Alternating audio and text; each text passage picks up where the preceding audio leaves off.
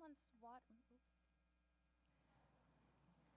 I believe someone's water and hand sanitizers down here. Does that belong to anyone? No? Okay, we'll clear it. So we'll open the doors in 1 minute.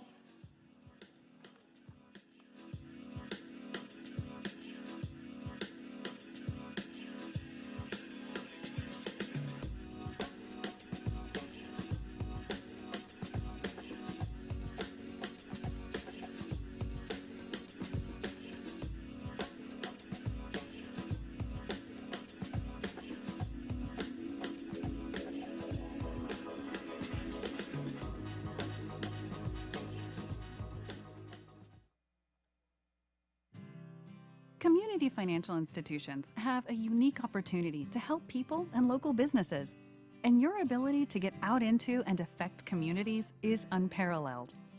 We want to partner with you in your communities to help you deepen relationships and do even more great work. Visa's Community Accounts team is here to strengthen and empower your efforts with tools and resources developed to address your specific needs, helping to provide financial education to your communities, no matter where they are on their financial journey, enabling digital solutions to increase customer satisfaction and boost loyalty, actively participating in and uplifting the communities we all serve together. Visa has a team in your market ready to build a strong partnership so you can remain focused on what matters most, your community. Let's start working on new opportunities together.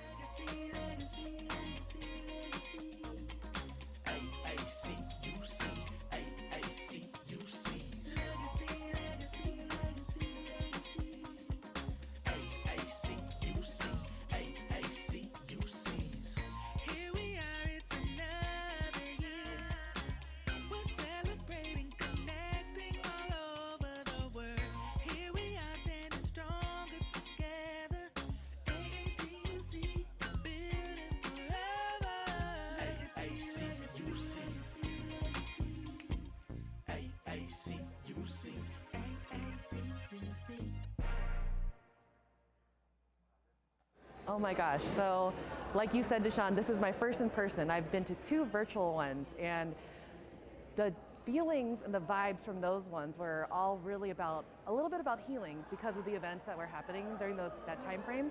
This has been that same feeling, but with community and people in person and actual hugs. And so I'm getting that, but I'm also getting a lot of like really inspiration around being actionable about what we've been learning, and then seeing it from all these wonderful inspirations across the country. So I'm feeling even that much more inspired, but adding hugs and like wonderful greetings and networking with my friends now. AACUC looked for young professionals and that were involved in like really moving the work, and I'm so honored to be included in this wonderful group of people. They selected me to with the topic of being brave, and it's not something that I normally would think of for myself, but I have been brave, and I really attest that to the work that I've had with AACUC, the support I received from not only the main group, but also my chapter and the wonderful officers that have supported me in getting to me where I'm at. And I can be brave because of those people, and will commit to continue the work with all of them as well. But I learned about the AACUC at the 2020 GAC. So it's been a few years, and I saw their booth, and I introduced myself and wanted to get to know this wonderful group that I personally have never heard of. I haven't heard a lot of the group by then. I was kind of new to the nationwide network that we have. And since then, it's been nonstop of what can I do to help? What can I do to support? And of course, with the murder of George Floyd, it was just a really emotional reaction for me to get involved and to do more and be that committed ally to help support this major issue that we have in the US around racism. I am so thankful that you brought that up, and I'm going to put a plug in that everyone should do this particular training, the DE&I Leadership Academy. I have a set class in there where I talk about cultural competency and really the importance of learning and unlearning. And I use it through the lens of being an Asian American myself. I'm Filipina, and there's so much that needs to be said and done about that particular demographic. And it's helpful to have that lens and to use that to apply to all of the issues that we have being people of color. And so, yeah, I met Deshaun through that, and it was a wonderful experience to watch you grow and learn, even in the short time that I was there. And it's always an honor and a pleasure to be a part of that.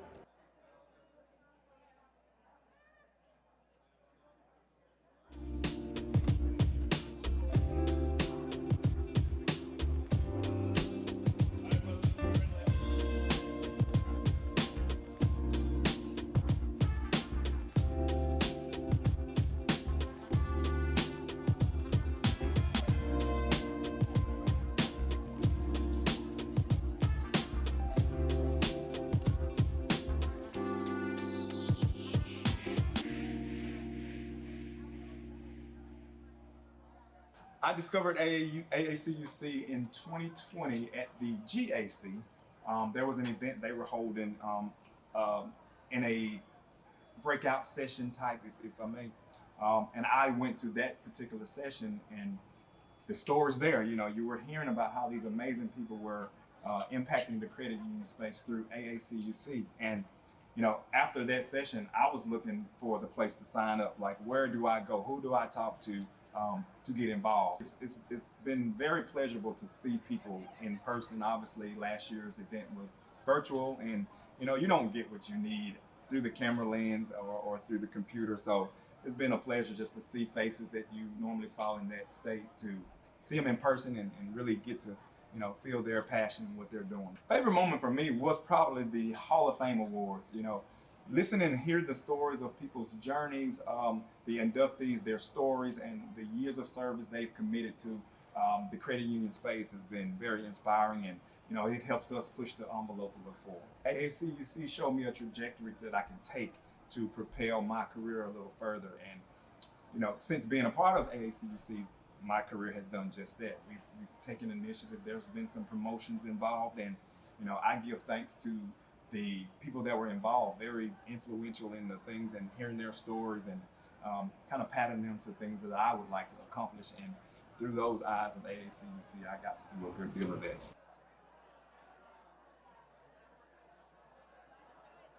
So all through this week, right, we've heard reignite and reunite. But to get back in person, right, and be able to see everyone that we made connections with over Zoom calls, team calls, email, and really get to experience people has been something that's, you can't compare it. Like the AACUC is definitely family. Every time I see someone, it's a cousin, it's an aunt, it's an uncle, a brother, a sister. And being able to connect and get together and laugh and talk and eat food and talk noise and all that good stuff is something that you can't fabricate it. It's so authentic and genuine, and the connections that you make here is something that leaves lasting impressions that makes you want to come back and then bring people with you to come back again. So it's dope. The AACUC is always working. We're always busy. So there is the Brinkley C-Level Leadership Development Program that's applications are open up towards the end of the year. Those commitment to change conversations are getting back on the board. And then I do believe, if I'm not mistaken, that there is a D&I, it's not the Learning Academy, but the D&I Leadership Academy is also getting back on the books too. So always working, always working. There's also Board Ready that's coming back in, and I know they're starting to do some recruiting for the cross-cultural exchange program. So all types of events going on.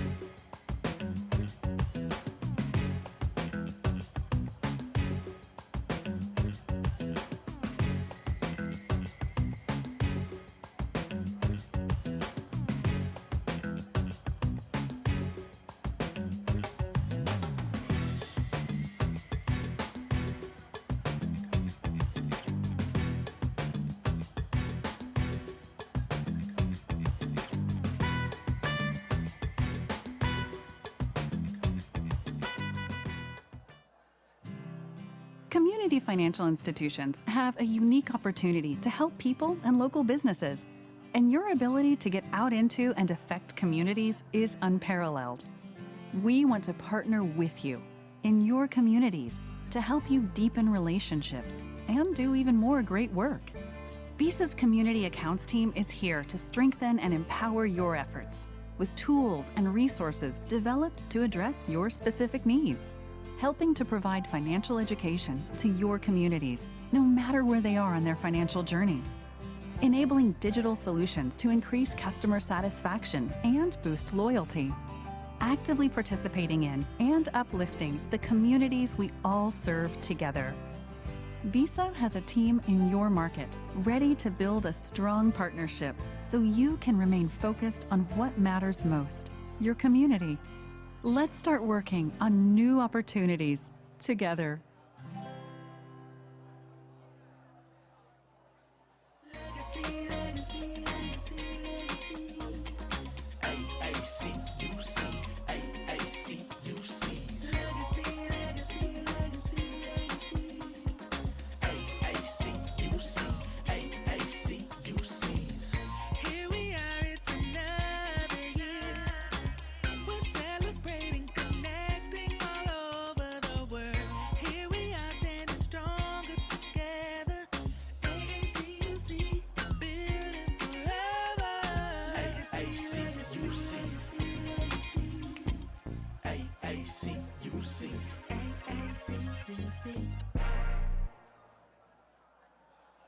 Oh my gosh, so like you said, Deshaun, this is my first in person. I've been to 2 virtual ones, and the feelings and the vibes from those ones were all really about, a little bit about healing because of the events that were happening during that time frame.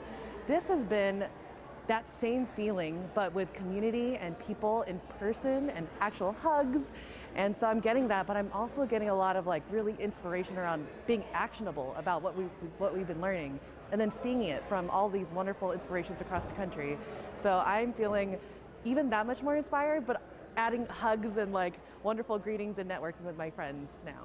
AACUC looked for young professionals and that were involved in like really moving the work. And I'm so honored to be included in this wonderful group of people. They selected me with the topic of being brave. And it's not something that I normally would think of for myself, but I have been brave. And I really attest that to the work that I've had with AACUC, the support I received from not only the main group, but also my chapter and the wonderful officers that have supported me in getting to me where I'm at. And I can be brave because of those people, and will commit to continue the work with all of them as well. But I learned about the AACUC at the 2020 GAC. So it's been a few years, and I saw their booth, and I introduced myself and wanted to get to know this wonderful group that I personally have never heard of. I haven't heard a lot of the group by then. I was kind of new to the nationwide network that we have. And since then, it's been nonstop of what can I do to help? What can I do to support? And of course, with the murder of George Floyd, it was just a really emotional reaction for me to get involved and to do more and be that committed ally to help support this major issue that we have in the U.S. around racism. I am so thankful that you brought that up, and I'm going to put a plug in that everyone should do this particular training, the DE&I Leadership Academy. I have a set class in there where I talk about cultural competency and really the importance of learning and unlearning. And I use it through the lens of being an Asian American myself. I'm Filipina, and there's so much that needs to be said and done about that particular demographic. And it's helpful to have that lens and to use that to apply to all of the issues that we have being people of color. And so, yeah, I met Deshaun through that, and it was a wonderful experience to watch you grow and learn, even in the short time that I was there. And it's always an honor and a pleasure to be a part of that.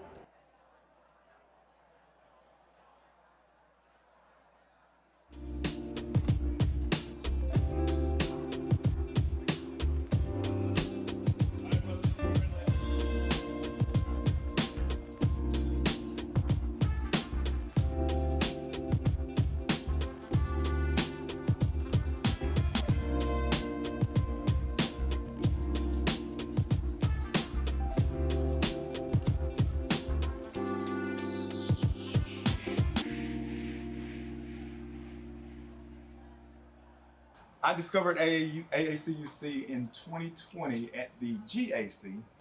There was an event they were holding in a breakout session type, if I may. And I went to that particular session, and the stories there. You know, you were hearing about how these amazing people were impacting the credit union space through AACUC. And, you know, after that session, I was looking for the place to sign up. Like, where do I go? Who do I talk to get involved? It's been very pleasurable to see people in person. Obviously, last year's event was virtual, and, you know, you don't get what you need through the camera lens or through the computer. So it's been a pleasure just to see faces that you normally saw in that state, to see them in person and really get to, you know, feel their passion and what they're doing. Favorite moment for me was probably the Hall of Fame Awards. You know, listen and hear the stories of people's journeys, the inductees, their stories, and the years of service they've committed to the credit union space has been very inspiring, and, you know, it helps us push the envelope a little forward. AACUC showed me a trajectory that I can take to propel my career a little further. And, you know, since being a part of AACUC, my career has done just that. We've taken initiative. There's been some promotions involved, and, you know, I give thanks to the people that were involved, very influential in the things, and hearing their stories and kind of patting them to things that I would like to accomplish. And through those eyes of AACUC, I got to do a good deal of that.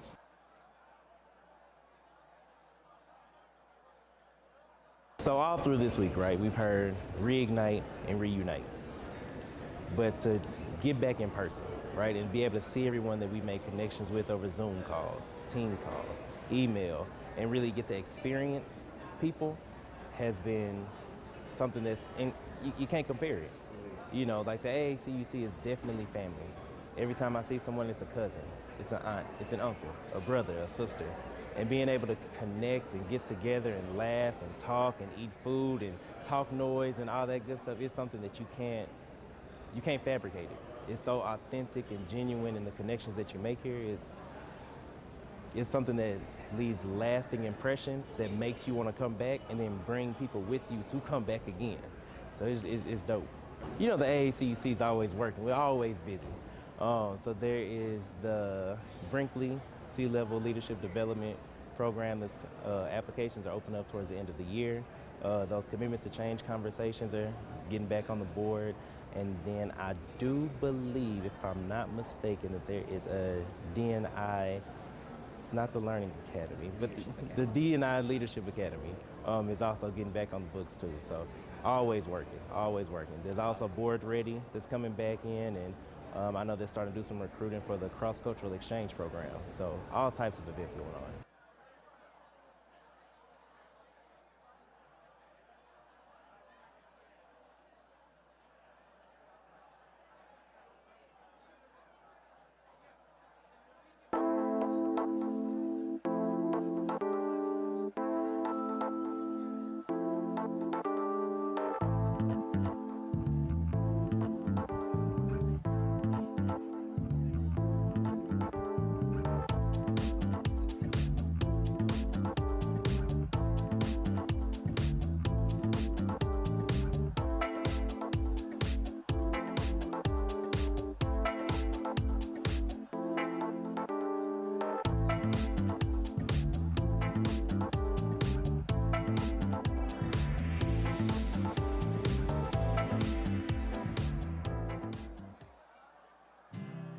Community financial institutions have a unique opportunity to help people and local businesses, and your ability to get out into and affect communities is unparalleled.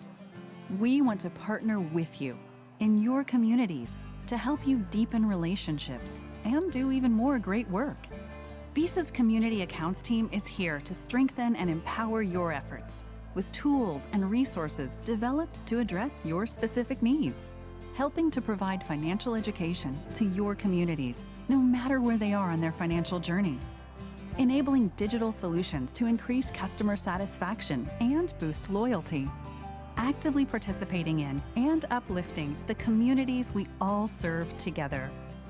Visa has a team in your market ready to build a strong partnership so you can remain focused on what matters most, your community. Let's start working on new opportunities together.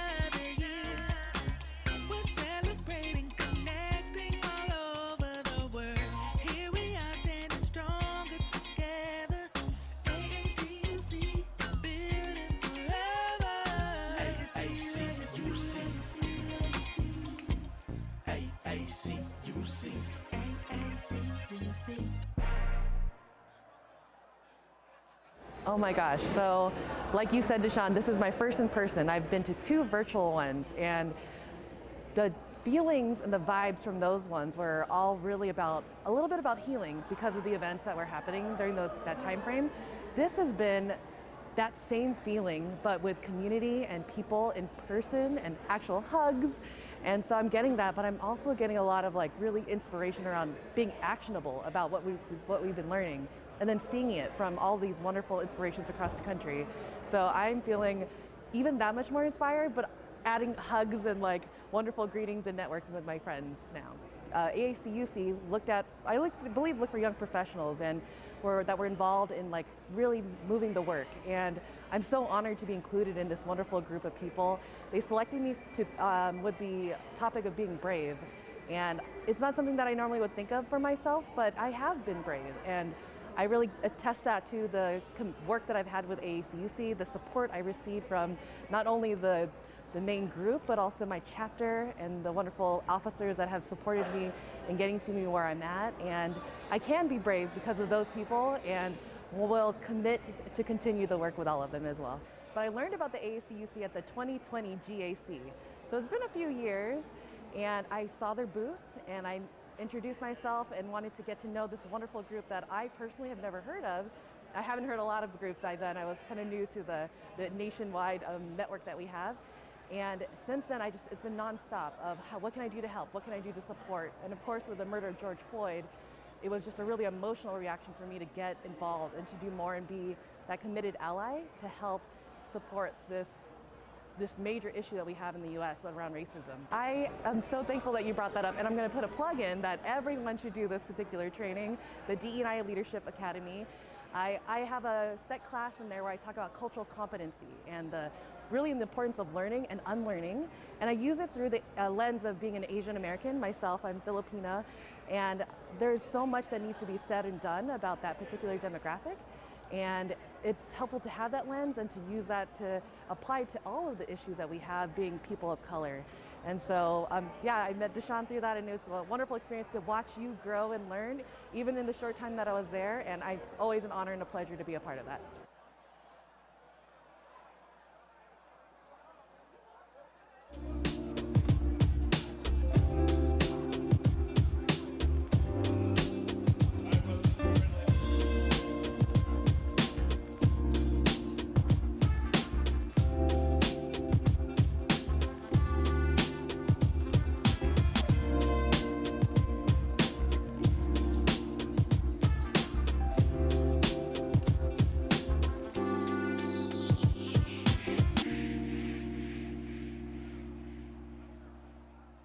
I discovered AACUC in 2020 at the GAC.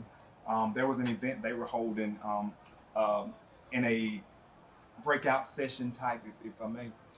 And I went to that particular session, and the stories there, you were hearing about how these amazing people were impacting the credit union space through AACUC. And after that session, I was looking for the place to sign up. Like, where do I go? Who do I talk to get involved? It's been very pleasurable to see people in person. Obviously, last year's event was virtual, and you don't get what you need through the camera lens or through the computer. So it's been a pleasure just to see faces that you normally saw in that state, to see them in person and really get to feel their passion and what they're doing. Favorite moment for me was probably the Hall of Fame Awards. Listen and hear the stories of people's journeys, the inductees, their stories, and the years of service they've committed to the credit union space has been very inspiring, and it helps us push the envelope a little forward. AACUC showed me a trajectory that I can take to propel my career a little further, and since being a part of AACUC, my career has done just that. We've taken initiative. There's been some promotions involved, and I give thanks to the people that were involved, very influential in the things, and hearing their stories and kind of patting them to things that I would like to accomplish. And through those eyes of AACUC, I got to do a good deal of that.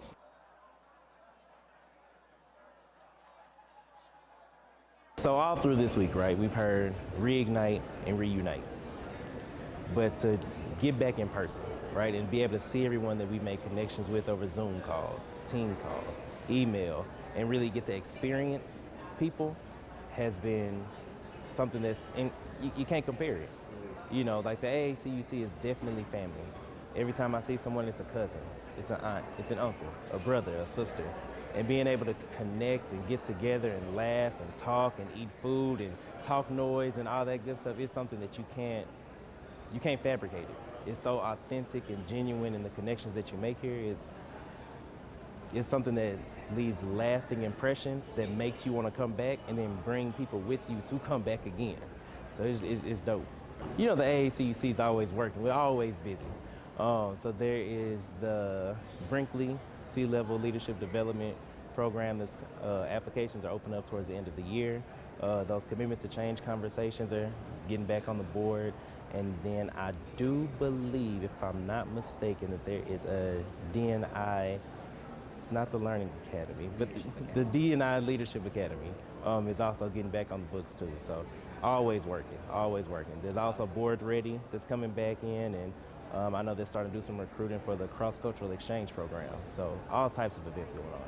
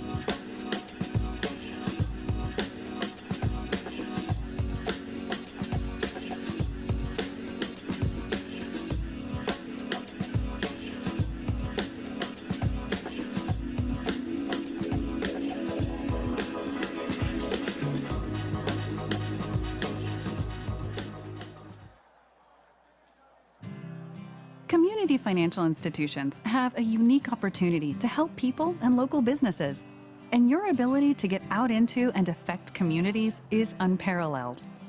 We want to partner with you in your communities to help you deepen relationships and do even more great work. Visa's Community Accounts team is here to strengthen and empower your efforts with tools and resources developed to address your specific needs, helping to provide financial education to your communities, no matter where they are on their financial journey, enabling digital solutions to increase customer satisfaction and boost loyalty, actively participating in and uplifting the communities we all serve together. Visa has a team in your market ready to build a strong partnership so you can remain focused on what matters most, your community. Let's start working on new opportunities together.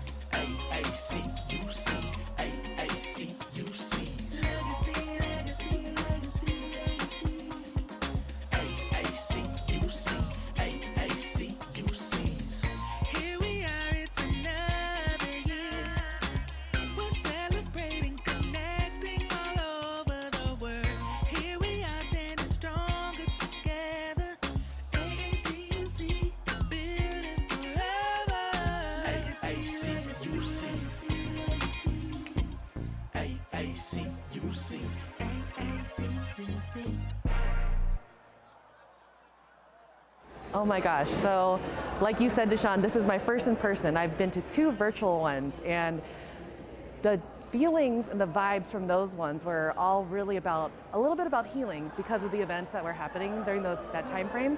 This has been that same feeling, but with community and people in person and actual hugs. And so I'm getting that, but I'm also getting a lot of like really inspiration around being actionable about what we've been learning, and then seeing it from all these wonderful inspirations across the country. So I'm feeling even that much more inspired, but adding hugs and like wonderful greetings and networking with my friends now. AACUC looked for young professionals and that were involved in like really moving the work. And I'm so honored to be included in this wonderful group of people. They selected me with the topic of being brave. And it's not something that I normally would think of for myself, but I have been brave. And I really attest that to the work that I've had with AACUC, the support I received from not only the main group, but also my chapter and the wonderful officers that have supported me in getting to me where I'm at. And I can be brave because of those people, and will commit to continue the work with all of them as well. But I learned about the AACUC at the 2020 GAC. So it's been a few years, and I saw their booth, and I introduced myself and wanted to get to know this wonderful group that I personally have never heard of. I haven't heard a lot of the group by then. I was kind of new to the nationwide network that we have.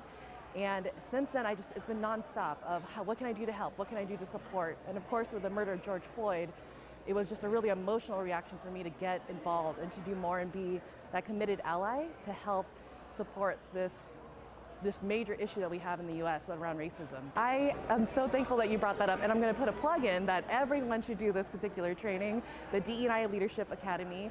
I have a set class in there where I talk about cultural competency and really the importance of learning and unlearning. And I use it through the lens of being an Asian American myself. I'm Filipina, and there's so much that needs to be said and done about that particular demographic. And it's helpful to have that lens and to use that to apply to all of the issues that we have being people of color. And so, yeah, I met Deshaun through that, and it was a wonderful experience to watch you grow and learn, even in the short time that I was there. And it's always an honor and a pleasure to be a part of that.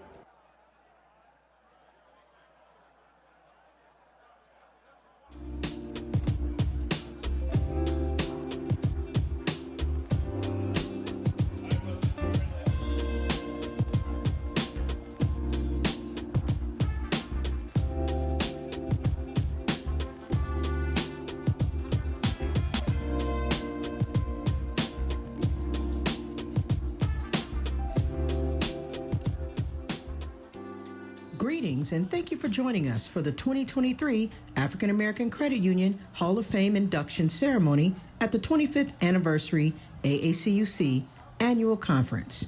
We're glad you're here. Please note the housekeeping rules for this evening's event. To keep disruptions to a minimum, we ask that you silence your cell phones and devices. We know there will be many memorable moments tonight. We invite you to take photos and share your experiences using the hashtags AACUC 2023 and AACUC Legacy. As you know, at an AACUC event, we start on time and end on time. So let's get started. Virtual, and you don't get what you need through the camera lens or through the computer. So it's been a pleasure just to see faces that you normally saw in that state, to see them in person and really get to feel their passion in what they're doing. Favorite moment for me was probably the Hall of Fame Awards. Listen and hear the stories of people's journeys, the inductees, their stories, and the years of service they've committed to the credit union space has been very inspiring. And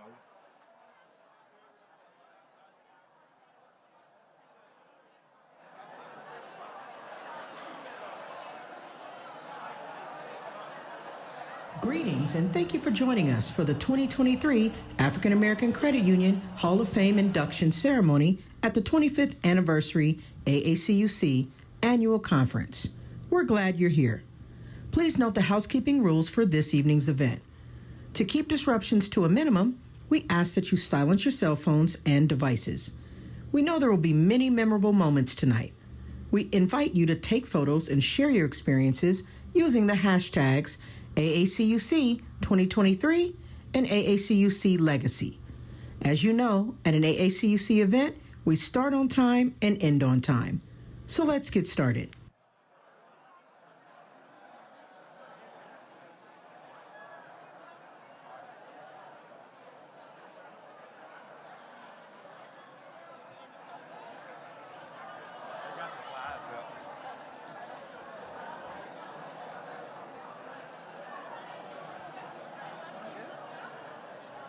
Hello, everyone. Can y'all hear us?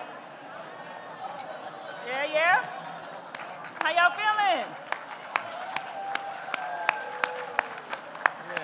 Looking absolutely beautiful. Absolutely This is a stunning. beautiful sight to see. We need to start taking some pictures from up here. Absolutely. Absolutely. So good evening. On behalf of the African American Credit Union Coalition, it is our esteemed honor to present the 2023 African American Credit Union Hall of Fame induction ceremony at the 25th anniversary of the AACUC Annual Conference. Woo woo! So thank you for joining us this evening to celebrate the accomplishments of our Hall of Fame honorees. Now, Cedric, we were just in DC doing this. It seems like yesterday. Yeah. How excited are you to kick off the Legacy Conference Hall of Fame will be tonight? Opal, I promise you, yes, indeed, it is great to be with you again to introduce another cohort of legendary individuals to our credit union family, especially during the 25th anniversary of AACUC's annual conference. Because you know, an AACUC annual conference is a family affair. I mean, just look around. This is family. It's family? Family? The African American Credit Union Hall of Fame is one of AACUC's signature events to recognize and celebrate industry leaders making a significant imprint on our credit union movement. Tonight's honorees have left their unique individual stamp on the industry, and collectively, they have demonstrated a commitment to improving the lives of their communities and neighbors. This evening, you'll hear personal reflections from those who've witnessed their journeys firsthand and hear directly from each honoree. We encourage you to learn more about each honoree and their personal bios by downloading the digital induction ceremony program. Simply scan the QR code on the screen and follow along. Before the induction ceremony, we will hear from one keynote speaker. And because AACUC likes to keep things fresh, dinner will be provided during tonight's induction ceremony. So let's open with a word of prayer. Please help me welcome Ronaldo Hardy, President and CEO of the National Association of Credit Union Service Organizations, to open with our invocation.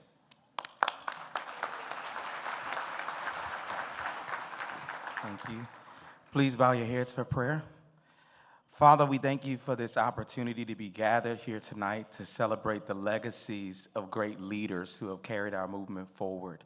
We thank you for the legacy of AACUC, 25 years of excellence, and we pray that the excellence will continue for many years to come.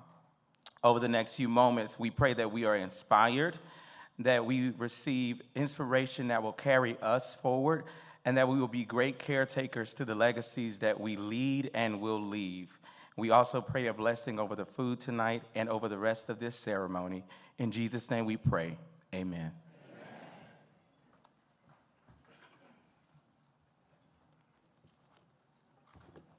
And if you did not know, that was also your cue to eat. Go ahead and indulge. Reach for whatever you like. So thank you, Mr. Hardy. The legacy of the African American Credit Union Hall of Fame is one of admiration and respect. Okay, y'all eat loud, I see, but that's okay. It's good, it's good.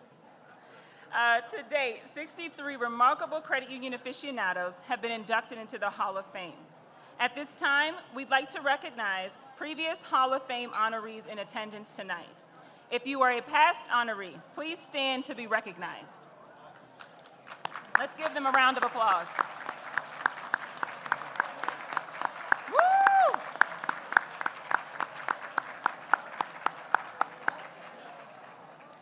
Next, we'd like to recognize and introduce AACUC's Board of Directors, led by Board Chair Maurice R. Smith, 2017 Hall of Fame inductee and author of the 8th Cooperative Principle, Diversity, Equity, and Inclusion. Would all current board members please stand to be recognized? Please join me in thanking our board members. Woo! Woo! Woo! Is it just me or is the board super sharp? Like extra, everybody's sharp, but woo, okay. So we're also humbled to have several past AACUC board members in our company tonight. It's on your shoulders that we stand. Realizing the vision that you set years ago, we thank you and we honor you. Would all past board members stand to be recognized?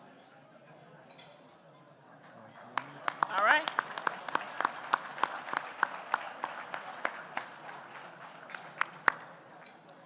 Earlier this year, at our Hall of Fame induction ceremony at the National Museum of the African American History and Culture Museum in Washington, D.C., we introduced our Hall of Fame honorary committee. We had the privilege of enlisting the fundraising support from some very special AACUC and credit union heavyweights to serve on that honorary committee, which made the event a huge success. We'd like to reintroduce them to you. Would members of that honorary committee please stand to be recognized? All right.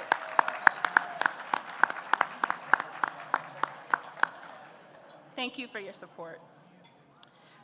We'll hear more from Honorary Committee Chair Ty Muse shortly. Next, we'd like to honor and recognize AACUC's President and CEO and my fellow 2017 DE of the best class ever, by the way, Ms. Renee Sattywhite. Best class ever. Ms. Renee, thank you for your leadership in advancing AACUC's reach. Thank you so much. We know that one way to give your time, talent, and treasure is by serving in a volunteer leadership position. Our regional chapter officers are exemplary models of servant leadership as they carry out the national AACUC mission and spirit to their respective states and regions. If you attended the regional chapter meet and greet earlier today, you were able to see them in action. Let's take a moment to recognize our regional chapter officers. Officers, please stand as I call your regional chapter. Eastern Regional Chapter.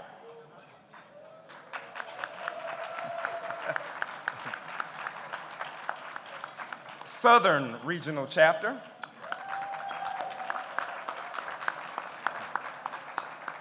We have Midwest Regional Chapter. Woo, where my people at, Midwest? Okay, we got a little louder there. We got a little louder there. West Coast Chapter. You can't let us have anything in the Midwest. Looks like the level increased a little bit. What about the Texas Chapter?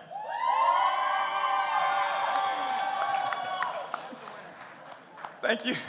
Thank you to all our regional chapter officers for your leadership and devotion to AACUC. Please be sure to say hello to our chapter officers when you visit the AACUC Legacy Museum. One more round of applause for our chapters and members.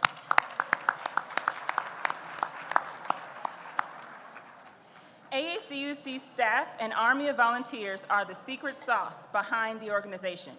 If you attended the AACUC 2023 What We've Done So Far event earlier today, you witnessed all of the exciting events, initiatives, and programs AAC's superior team members deliver in collaboration with volunteer facilitators, committee leads, and helpers throughout the year.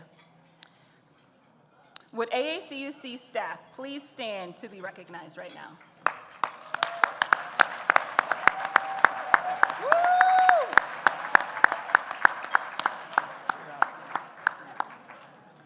In addition, would all of the volunteers, especially those who played a role in planning this spectacular event and conference, please stand to be recognized?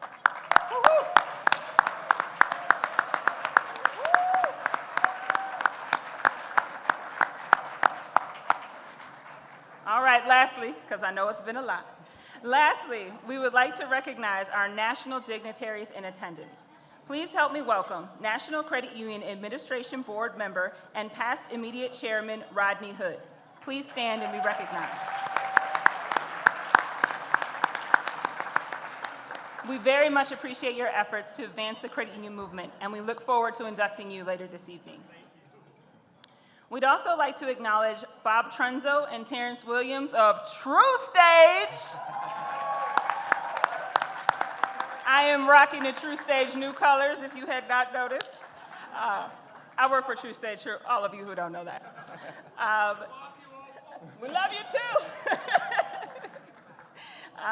In addition, the Honorable Simon Cheluji, Minister of Cooperatives and Small and Medium Micro Enterprises, representing the Republic of Kenya.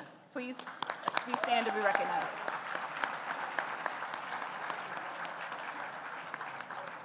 as well as Jordan Bato, Executive Director of AACUC, the equivalent of CUNA on the continent of Africa. Please stand to be recognized as well.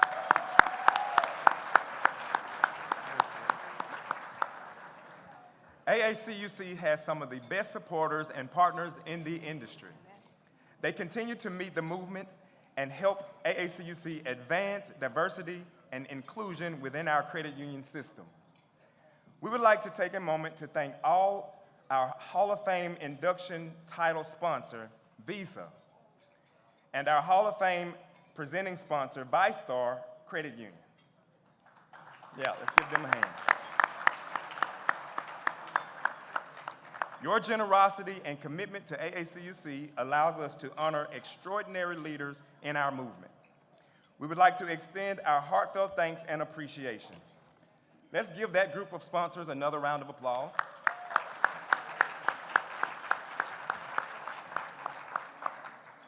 AACUC corporate partners provide support throughout the year and help fund the organization's operation by pledging a 5-year commitment including cash and in-kind support annually. On behalf of the Board of Directors and leadership of AACUC, we would like to acknowledge our corporate sponsors, beginning with our diamond level corporate sponsor, Visa, and including our Chairman's Circle corporate partners. And they are as follows: BECU, for the people in the back. Right, that was for the people in the back. Yeah.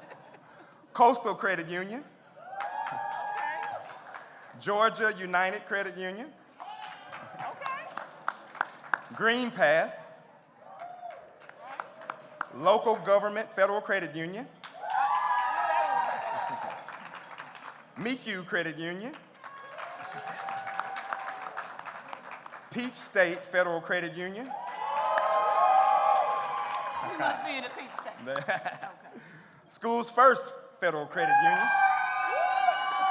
Kind of figured out here a little bit of that one. California again. Yeah.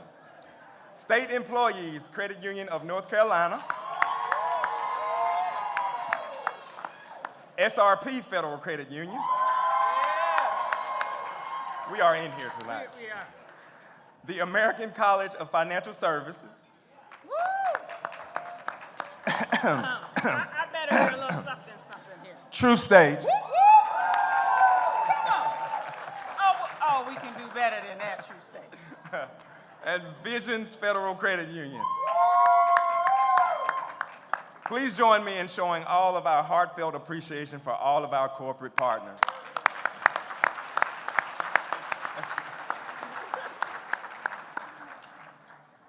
As a 501c3 nonprofit, we cannot underscore enough the significance of our corporate partners and the impact of fundraising on sustaining AACUC for long-term success.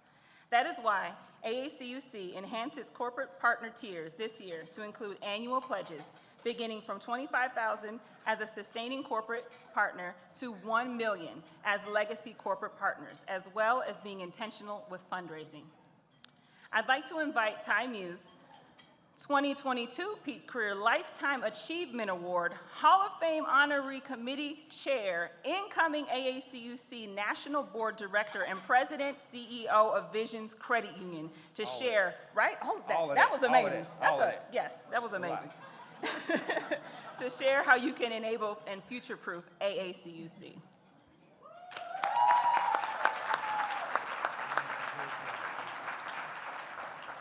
That is a mouthful, thank you.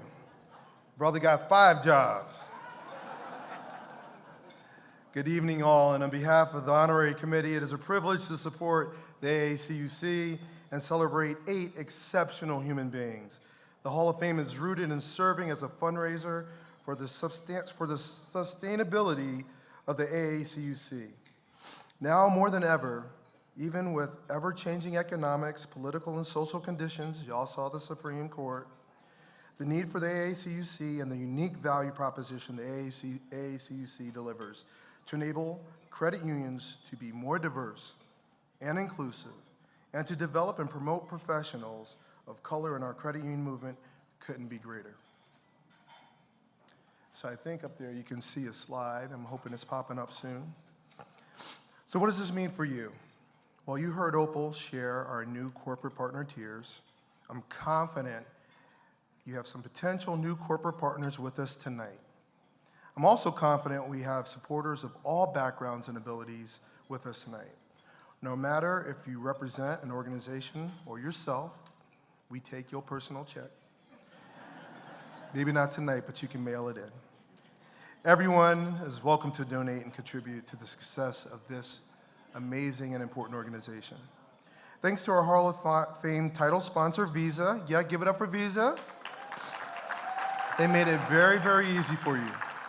We invite you to come over and give using the contactless credit card at the tip-tap portals provided by Visa stationed throughout the foyer, or even better, the tip-tap lanyards a few of our team members are wearing to make a payment. In fact, I believe our honorary committee member, Debbie Smith, is actually having, Debbie, are you here? On your lanyard, there you are. On the back of your lanyard, you don't have one? Well, just still go over here and scan her. She's like money. You'd be surprised. But either way, find someone and ask how you can give. We'd appreciate it. So with that said, I know that Debbie and many of the others and all of us will be glad to greet you with all the Southern hospitality. Even though I'm from New York, I have Southern roots, so I do remember how to be polite and nice and give you that warm, big tie hug. So make sure you come get it. Priscilla knows, right? You know, our title, we won our little golf championship, got to throw that in there. That's it, Jamie. Say it louder. Say it with your chest. The hug is free of charge, but she probably will ask you for a donation as well. We also invite you to use your mobile device and the QR code on the screen to donate. Is that up there? If not, we'll find it for you. Your support, small and large, is appreciated. Our fundraising goal is $25,000 by the end of the conference, so don't delay. So thank you very much.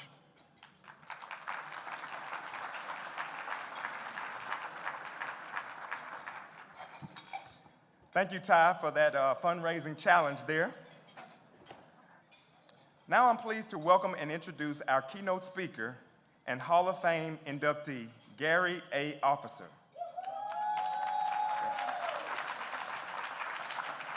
Gary A. Officer is a seasoned social entrepreneur and chief executive known for innovative, value-driven, public-private partnerships that remove barriers to community development.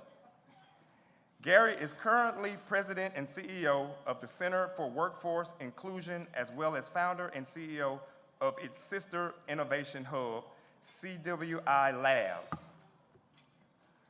Mr. Officer served as president of the National Credit Union Foundation.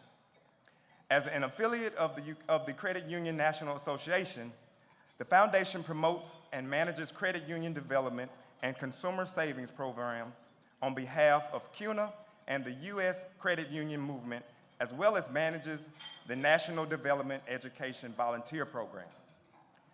During his 3-year tenure, NCUF grew to a $370 million community investment fund that provided grants, loans, and secondary capital to credit unions and related organizations throughout the United States. Please help me welcome Mr. Gary A. Officer for brief remarks.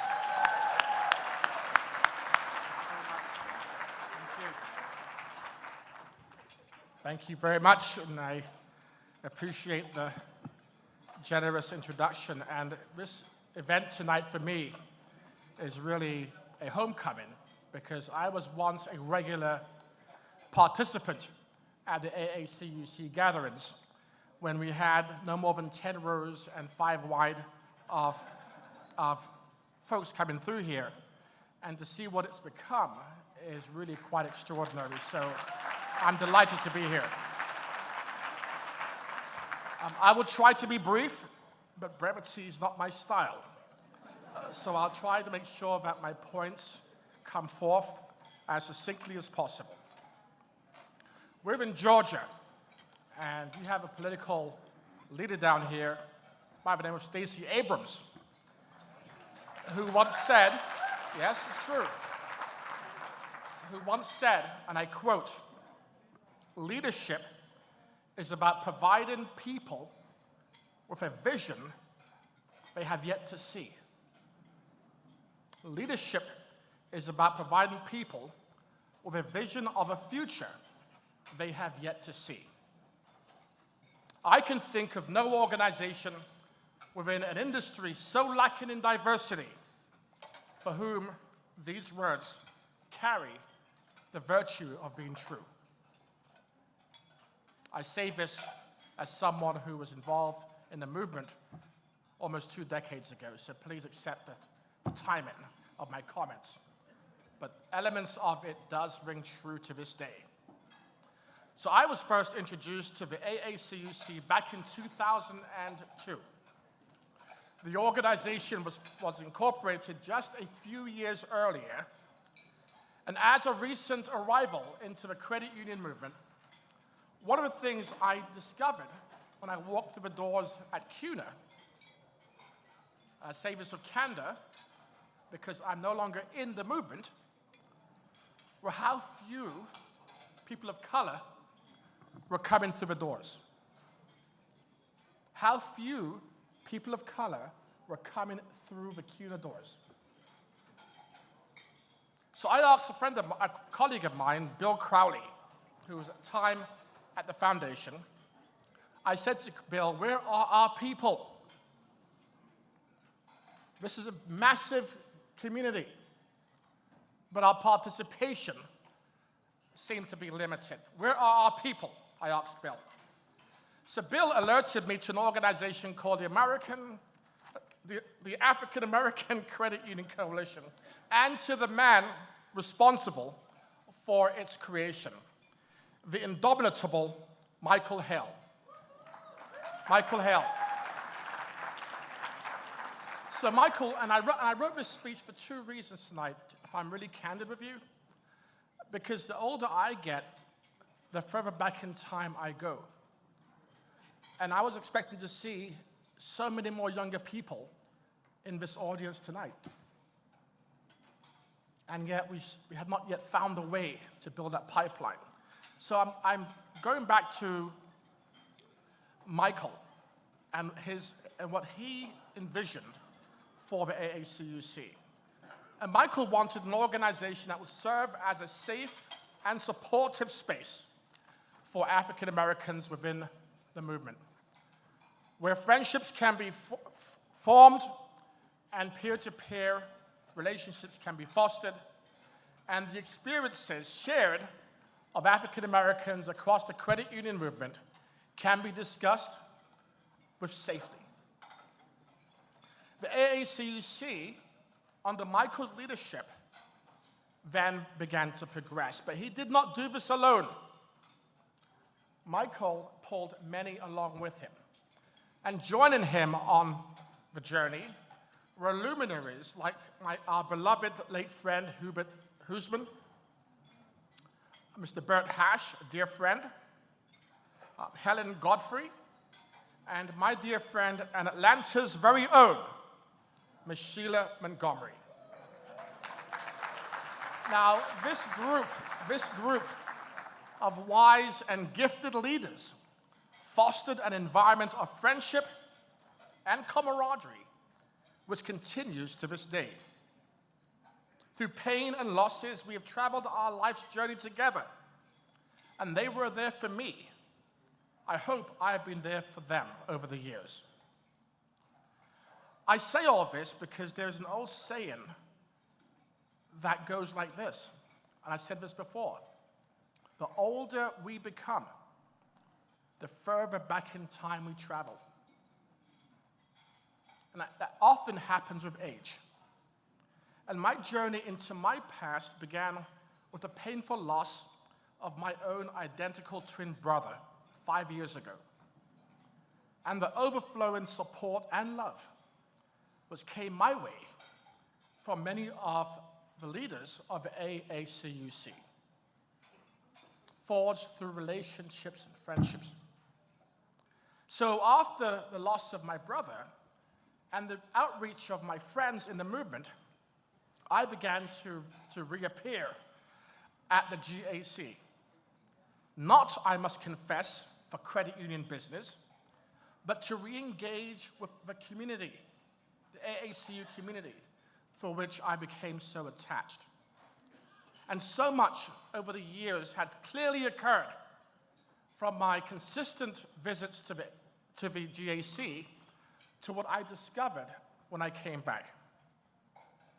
I observed Maurice Smith's remarkable and historic chairmanship of the CUNA board.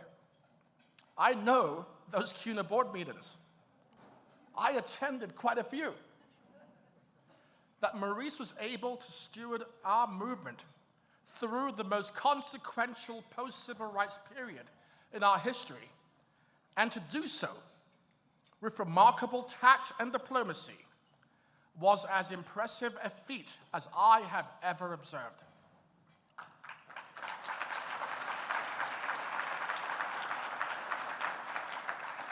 More remarkably, however, was his singular achievement of steering the CUNA board towards adopting and adding diversity and inclusion as the 8th cooperative principle. Maurice, hat tip to you, sir. Take a bow. So as we reflect on our past, other positives should also be acknowledged. Since the establishment of the AACUC, we have seen more African Americans clearly occupying leadership positions at our nation's largest credit unions. Former credit union chairman and current board member Rodney should also be applauded for his historic role. Rodney. On the NCUA chair, and I will say this too publicly, his uncompromising advocacy and public support for all things equity, diversity, and inclusion across the movement.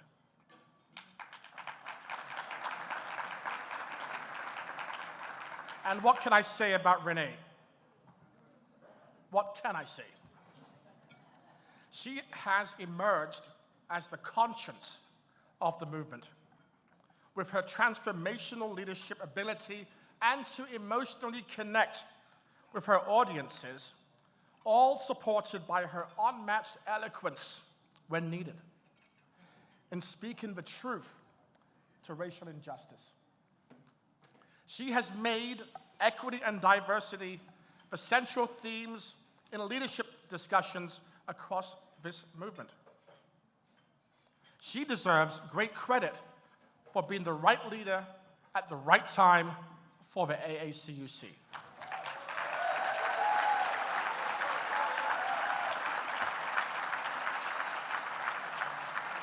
Now, the common denominator for all these leaders were qualities and traits informed by their proximity to the struggles of our past, to the limitations and barriers that kept our parents' and grandparents' generation from realizing their full potential, where opportunities were often fleeting, yet through the guidance of our elders and the supporting village of our prayer warriors and many believers, we and they were able to overcome. My good friend Bert Hash shared with me a story last summer in one of our meetings in Baltimore. And it kind of shocked me after when he told the story. I sat back and I reflected, and I realized, oh my God, I could never have gone through what he did. So this is what he told me. He was going to see or attended a reunion of his classmates from high school, and we began to talk about his high school experience. And he says, do you know, Gary, that I was educated in a segregated school in Maryland with books that were handed down to me, to us, from the neighboring white school districts. So I was taught with books that were handed down from a school district for which I could not attend. I had never heard or experienced such a thing. I'm from a generation and of an accent that clearly suggests that I'm not from this country. But it made perfect sense, given our experiences. because his experiences were a product of a specific time in our nation's history. For many of us from a younger generation, the experiences of Bert and many of those from his era were experiences that are foreign. We never lived it. More importantly, these experiences did not stop Bert from pursuing his professional dreams. They emboldened him. For these experiences informed his humanity and shaped his approach to inclusive leadership. Bert and his generation, many of them are here tonight, did not only survive their circumstances, but they thrived as a result of it. And regrettably, they were also the fortunate ones, because many across our community were not as fortunate. About 3 years ago, I go to this annual gig at Oxford in England called the Skull World Forum. It's a meeting place of global social entrepreneurs that are convened to try and discuss and solve the world's most pressing problems. The year of the 2019 Skull Conference was coincidentally themed Proximity. And the person they asked to deliver that coveted keynote was none other than Brian Stevenson, founder and CEO of the Equal Justice Initiative. Stevenson had devoted his entire professional life in defending the wrongly convicted on death row, many who were waiting for their ultimate destiny. Many were also African American and almost exclusively very poor. In one of the most eloquent speeches I have ever witnessed, he shared his story on the power of proximity by stating, and I quote, "I had a situation where I had suffered a major setback on a death row appeal sentence. I was hurting. I was crushed. I had to speak to the inmate and share with him my disappointment. But in my conversation with that inmate, it was he, not me, who was both positive and grateful. He told me to be strong. He encouraged me to take pride in my defense of him. He told me to be at peace with my conscience. This was a man who was facing an almost certain death sentence, and yet he was stronger than me, a free man. You see, my proximity," he added, "to my clients and their families have made me who I am. It has emboldened my advocacy, shaped my purpose, and informed my humanity." My friends, proximity does matter. Your past matters, and your leadership matters. My proximity, like many of my peers, came in the form of my relationship to the generation of my parents and grandparents. So what is my background? I have an accent which has softened over the years. When I first became involved with the AACUC, Michael Hale had no idea what I was talking about. It has subsequently softened, Michael, as I told you before. So I was born in the UK. Age of 3, my brother and I were shipped to Jamaica. I was there this morning. We spent 5 years in Jamaica, and we lived with our grandparents. And my cousins are over here, by the way, so. Now, those early years were spent in the rural parishes of St. Mary and St. Elizabeth. And this was an island nation that had just gained her independence from the United Kingdom. And Jamaica, during that period of time, was a very poor country. But the scarcity of resources did not limit the dreams of our grandparents and what they expected from us. This early period in my life, with my grandparents, before our return to England, has shaped the person I am today. Proximity also informs our courage. It informs our willingness to be on the right side of justice and fairness. It informs our willingness to be courageous. It drives our interest in establishing moonshot targets that will lift our people out of poverty and isolation. But there are also limits to proximity.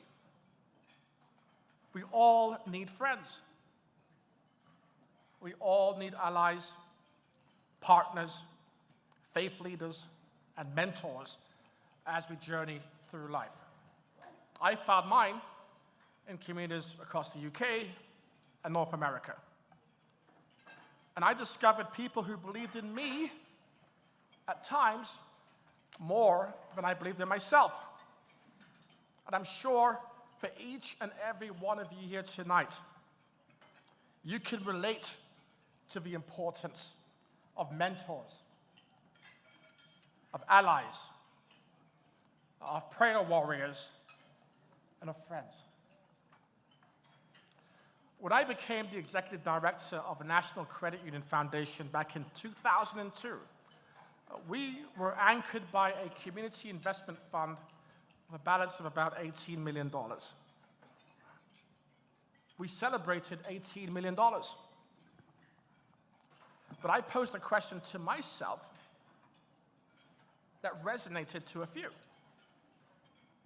How can we celebrate an $18 million philanthropic fund within an industry at the time that had over $850 billion in assets? Good fortune came my way when the board successfully recruited our good friend Jim Blaine from North Carolina to the NCUF board. And I told Jim I needed his help, his contacts, and his leadership, because I want to raise $100 million. I felt it was possible. Like, by the way, I think it's possible to raise $100 million for AACUC too, by the way. It is possible. You got $1 trillion. You got $1 trillion in assets out there, guys. Right? Banks have thrown millions, hundreds of millions into DEI. We have a very narrow window of opportunity.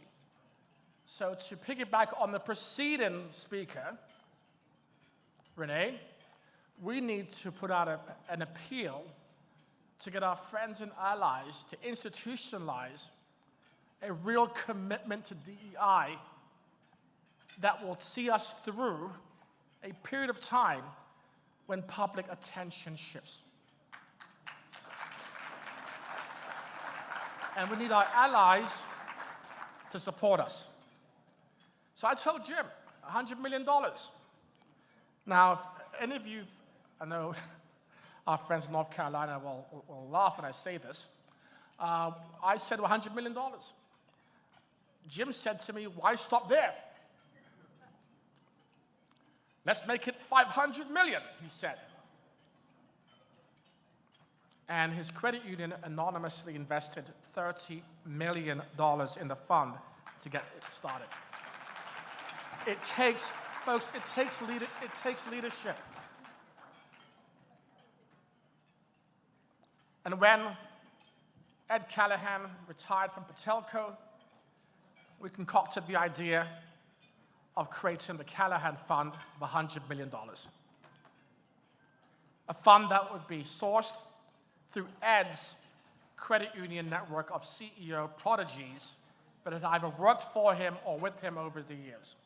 And we raised about $100 million from the Friends of Ed Callahan in less than 6 months.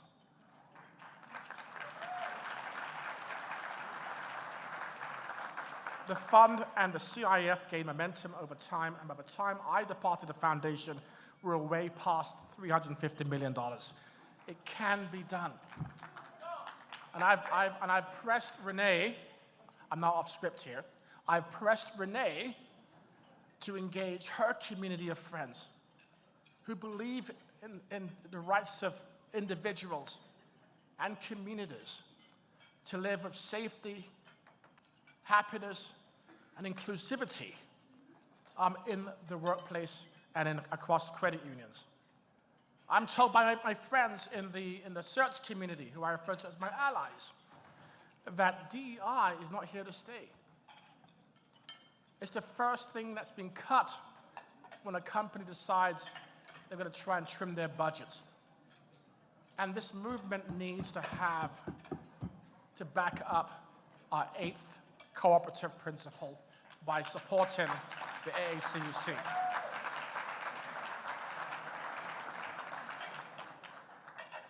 So now I'll hurry up and finish this thing.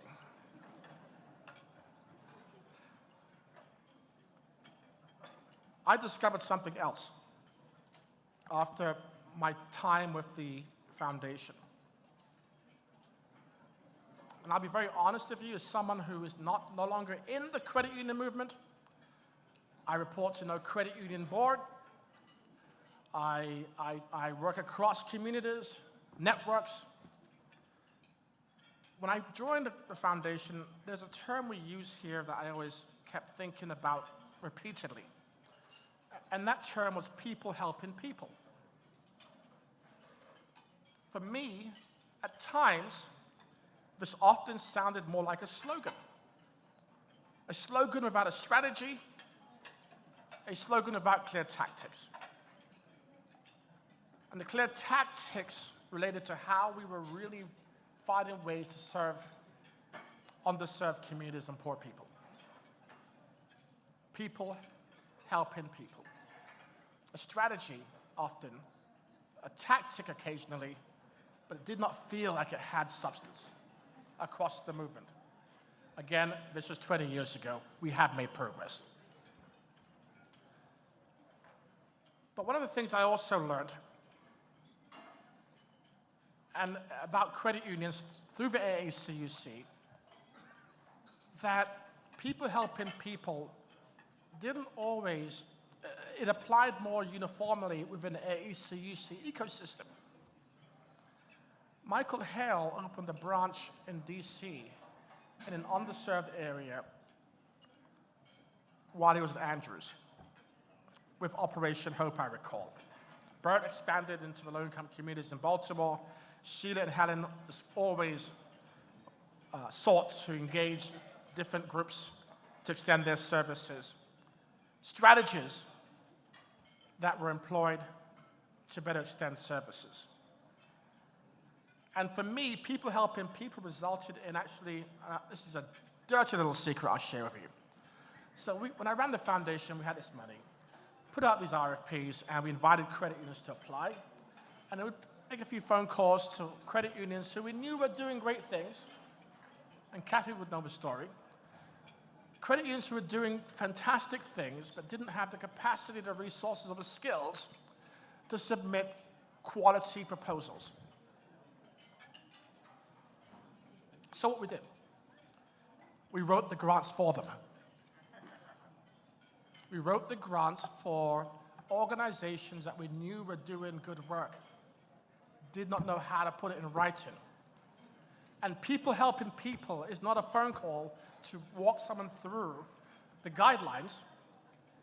People helping people is to help someone get to the finish line. And if it meant we had to spend hours in the office after hours editing for, rewriting sections to make sure that good programs got funded, we would do that. And that to me is what people helping people really stands for. Make no assumptions and you meet people where they are, either whether it's an individual or an institution. We did it for them. And now we are at an inflection point in our nation. This is the era of AI and ChatGPT. The events of the past few years and the winds of change that we are experiencing around the world and how we problem solve will force all of us to engage with one another in a much different way. And we're seeing that in the workforce community, of which I belong. The disappearance of traditional occupations, you're seeing probably less tellers and staff at certain credit unions because we're moving towards technology. We have to provide our people, our community, our members, and our employees with a future that's so complicated that they have yet to grasp it. And we have to provide clarity to help them get there. I cut my speech short to allow you to have a wonderful evening. Thank you all very much.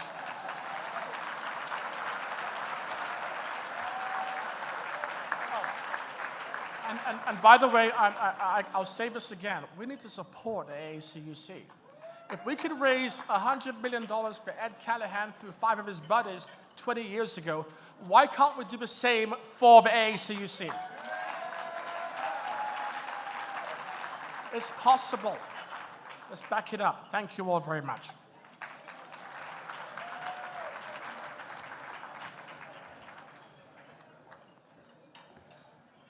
Thank you, Mr. Officer, for that compelling keynote. Mentors, allies, and prayer warriors. That is absolutely the village that it takes. So let's get started with our Hall of Fame induction ceremony. Please help me welcome Texas Regional Chapter President, incoming AACUC National Board Director, and President CEO of Baylor Healthcare System Credit Union, Dana Hewling, for a brief overview of the African American Credit Union Hall of Fame.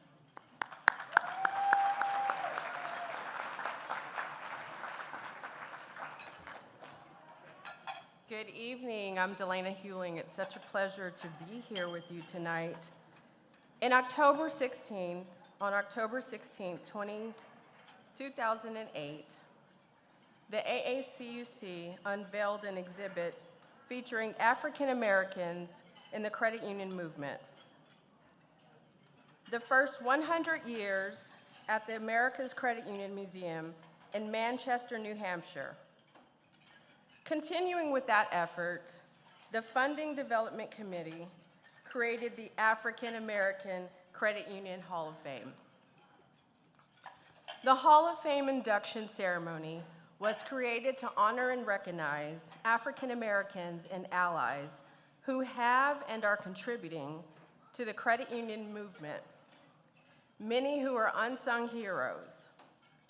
To be inducted into the Hall of Fame, an individual must have provided 10 or more years of service in the credit union industry, worked to provide professional and financial services for people in general, and accomplished at least 4 significant achievements that benefited African Americans across the financial capital. Without further ado, I am honored to announce the 2023 Hall of Fame inductees. Please hold your applause. Please, and Renee said an extra please, until the very end. Anthony R. Grant, Marshall Boutwell, Delores Glover, Rodney E. Hood, Adrian S. Johnson, Jacqueline Moore, Gary A. Officer, and I do know what the A stands for now, and Larry Sewell. Congratulations. Please, a round of applause.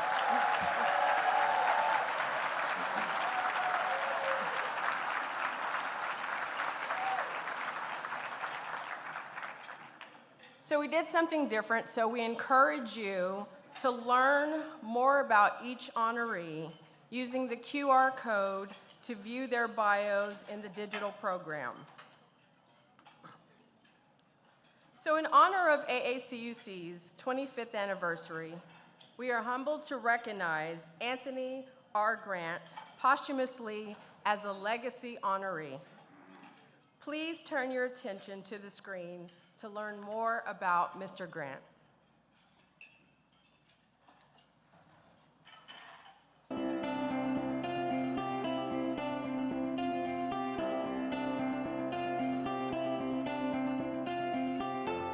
We were all at a governmental affairs conference in Washington, D.C. They decided to, well, let's meet and have dinner tonight and talk about it. And so, you know, we were all tired. We had been in sessions all day. So, well, Anthony called, and it was pouring raining outside, cats and dogs. Anthony called and said, hey, we getting together to go go out to dinner and discuss, you know, talk about some things. Are you going? And I'm going like, well, no, I don't think so. I think I'm just gonna go on the bed. And Anthony said, oh no, you and Miss Golden have to go. So there we go. We went downstairs, and I remember telling Goldie, it is raining, just cats and dogs out here. Where we going? We get to this meeting, and Anthony says, look, and all the others also were saying, look, we need to organize an organization or something so we can get more African Americans involved. We need to have internship programs that introduce the young African Americans to the credit union movement, and we need to get them involved. And from that dinner and that conversation came the African American Credit Union Coalition, and all of that culminated from that one dinner. And the reason Miss Golden and I are some of the original founders is because of Anthony Grant pulling us out that night in the rain and telling us we had to go. We had to be a part of this. And if I was to pick a word to describe Anthony, it would be audacious. Because he was just that type of person. He smiled all the time, and he was always laughing. I never saw him get angry about anything. He might disagree, but then you saw a smile on his face. And so it was just great working with him because he had such a great personality, and he was always willing to help us do things like if we decided to volunteer or something, he was always there to volunteer with us. He did not just talk. He put the actions in. The credit union became his family. If I had one word to describe him, and there's so many that I could use, but for me, he was my friend. And I miss him dearly. He was so involved with the credit union. I do believe that we became his true family. And that's how we think of him, really, as family.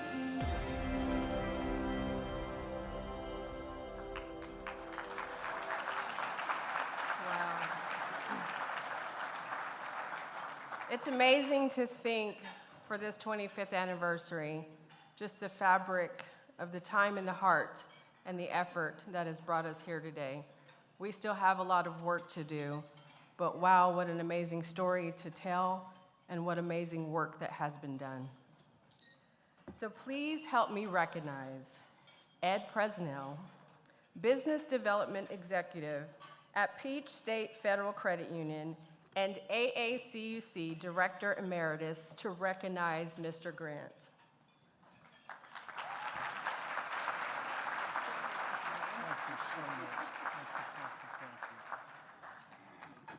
Thank you so much. This is an honor, a privilege, and a step back in time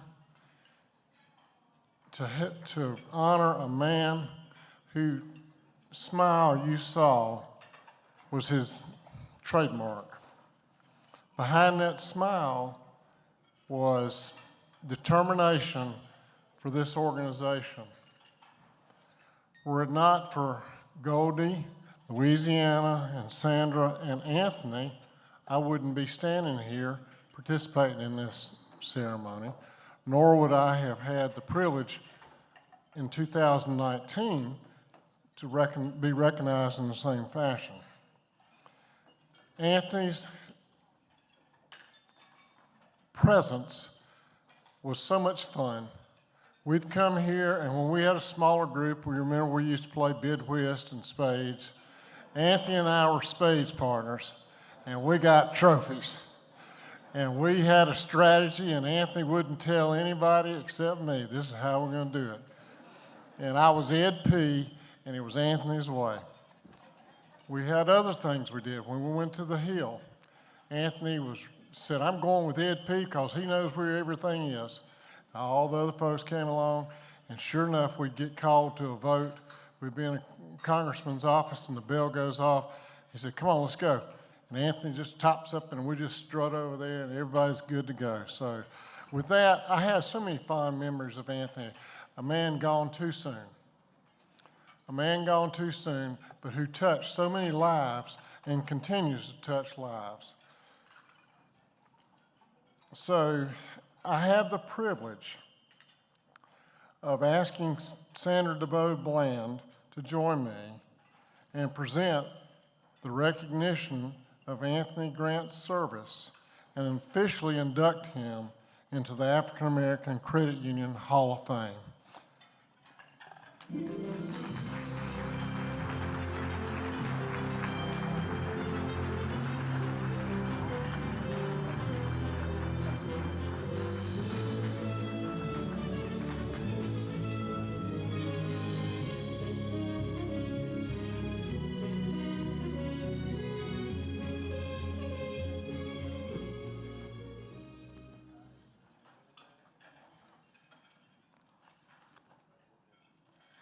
Wow.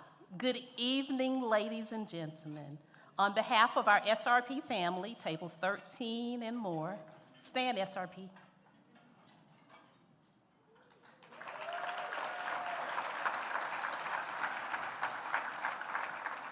We accept this honor on behalf of our fellow board member, Anthony R. Grant. Some called him Grant, some called him Tony, some called him the gregarious one. If I was to use the words of a famous poet, Mr. J.M. Barrie, he said, not in doing what you like, but in liking what you do is the secret of happiness. Anthony was a very happy person. He was known for his contagious smile. He had a laughter like Woody the Woodpecker.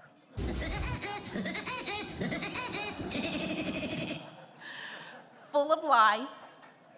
He could light up a room with his smile. He was an avid South Carolina State Bulldog alumnus. He was a take charge kind of leader. He was dedicated, he was a planner. He was a manager at the Savannah River site, which is a government-owned company-operated facility. His educational background was in accounting. He was a financial wizard. He understood the regulations, and he brought that expertise over into the SRP Federal Credit Union family. He worked on our credit committee, making sure that the underserved and all of those in our field of membership had a second chance when they were denied the first time.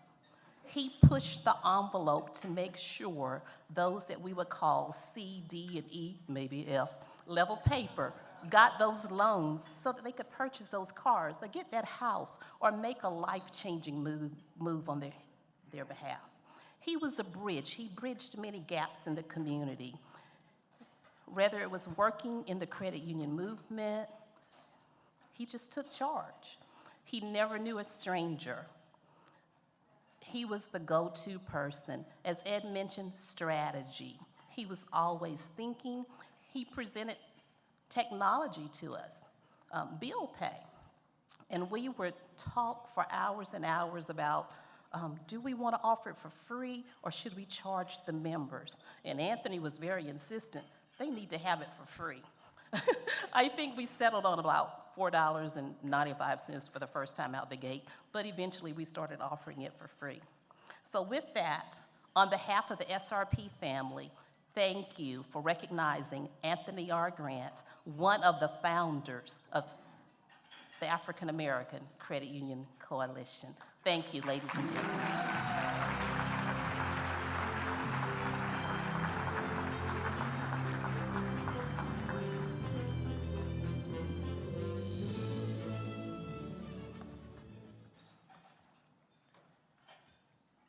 Another congratulations to Mr. Grant, and thank you, Mrs. DeVoe Bland, for accepting on his behalf.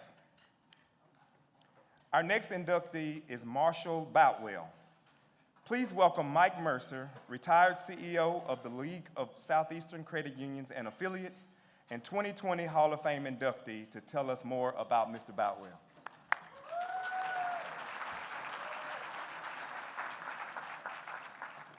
Well, good evening. That's what I like to hear. Writing about American opportunity, Harvard graduate, Princeton professor, and prolific author, Brother Cornel West said, "To accept your country without betraying it, you must love it for that which shows what it might become." America, this monument to the genius of ordinary man and woman, this place where hope becomes capacity, this long, halting turn of the no into the yes, it needs citizens who love it enough to reimagine and remake it. Well, one of those citizens is Marshall Boutwell. Marshall is not a perfect man. If his wife Lee was here, she could elaborate.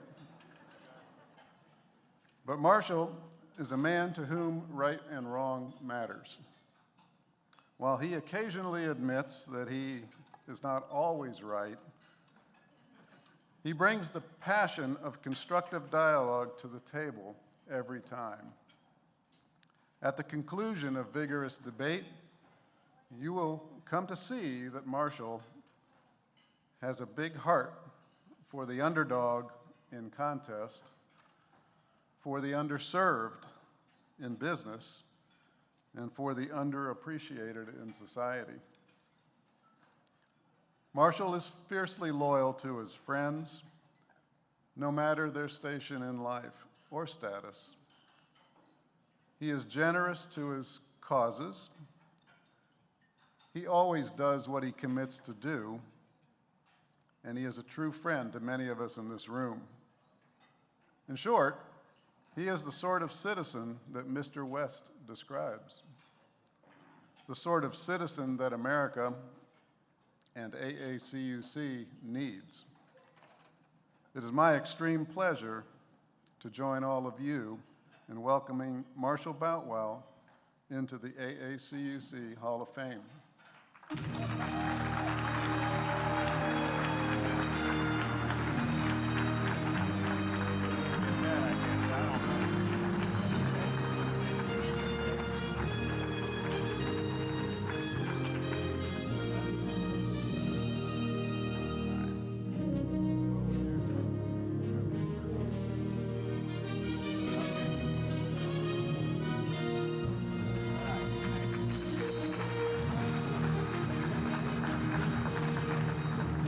All the bright lights. Well, I didn't know what Mike was going to say, and he's pretty good at spinning yarns. No, when I was first informed of this award, I was absolutely shocked. Why me? But I thought about life, things that I've done over the years. See, I'm 76. I grew up in eastern North Carolina, a couple of hours north of my friend Maurice, but 10 years ahead of him. So I grew up in the late 40s and the 50s and the 60s, when there was a whole lot of tumult going on, the civil rights movement. I grew up in a military family. And for some of you who know a little bit about military history, you know that the military integrated far ahead of the rest of society, even down in the South. And I attended segregated schools or integrated schools, depending on where the school was. If it was on post, it was integrated. If it was off post, it may have been segregated. And I can remember telling myself as a young teenager that if I were black, I would be on the barricades. But I wasn't, and I wasn't. I went on to serve my nation for a little over 5 years in the military, and I truly came to understand the value of people. It didn't matter your color or your creed. You wore the same uniform, and your blood was the same color when you bled. Now, I eventually came to lead a small credit union here in Georgia, and when we got there, it was lily white. I'm proud to tell you right now it's between 35 and 40% diverse. But you see, that didn't happen because somebody told me about DEI. There had been a law that was passed back in the 60s that simply said you did not discriminate. And we didn't discriminate, and we never did, and we never will. All I've tried to do is the right thing, give people opportunity. When I see a need, I try to fix it. To be included in this cohort of inductees is incredible. It's an incredible honor for me. This award is something that I will value greatly for the rest of my life. I hope it's a long time because I have no retirement plans as of yet. Thank you.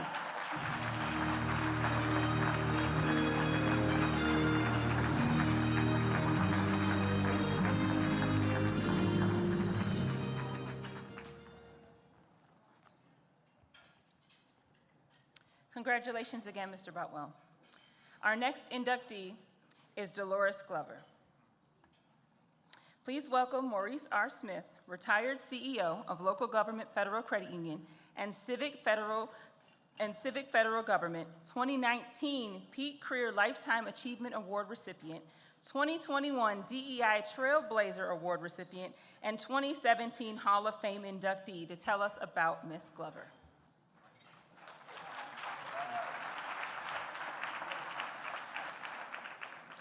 Well, good evening.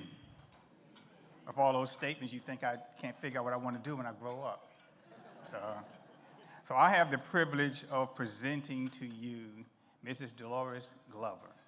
Now, her bio is available in the app and on a PDF document, so you already have access to that, so I won't be going through those details. But I have I've been afforded just a few minutes here to share just maybe some personal reflections about Mrs. Glover. So we met at a government affairs conference in Washington, D.C. by what I thought at the time was a chance encounter. So you go to a conference and you meet people and you bump into them, you shake hands, you hug, you talk about different things, and then you move on. I would later learn that this was not a chance encounter. This was a divine intervention. And one that what I would stake out to you has changed my life. So we would talk, and we would talk about the needs of her credit union, and I would talk about the needs of our credit union, and we decided to collaborate for the mutual benefit of both credit unions. And so her credit union is located in Florida. We're in North Carolina, and other than the love for this cooperative credit movement, and helping members in our communities, there wasn't much else in common with the operations that we had for our different shops. But I have grown to believe that every community, every person in every credit union deserves to have a zealous advocate in their corner. Somebody who believes in you, who sees you, who affirms who you are, who will fight for you. Everybody needs that kind of person in their life.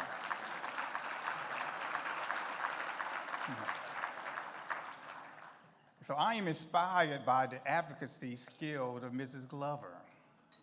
I'm convinced, and you can Google this later, and I think you'll find this true, to look at the Webster Dictionary for advocate, and you're going to see her photograph in that dictionary. Because she is tenacious about fighting for the things that are important to the membership and the Tallahassee community. And that inspires me. And I go back to my office and say, you know, I'm such a slacker. I need to do more, you know, just looking at the achievements and the things that she's done. I used to think, initially I thought, that Mrs. Glover is a force of nature. I would learn later that's not true, because nature is not where she gets her force from. She gets it from a power that's just higher than nature. And she firmly believes, I would learn, and we would have conversations about this, that she can do all things. And for the believers in the room, you know where I would go with that next. So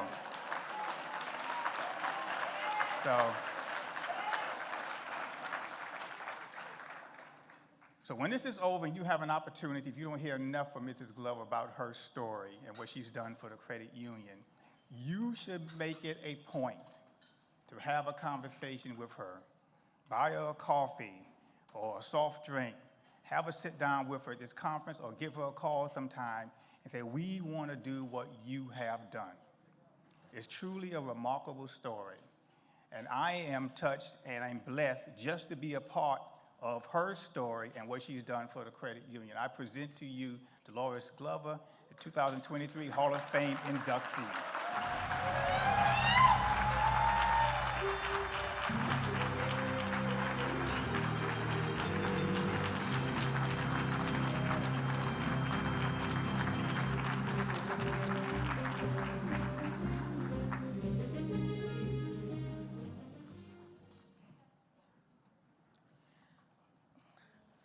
This is indeed an honor, and know that I was very shocked and very humbled by the fact that I would be standing here.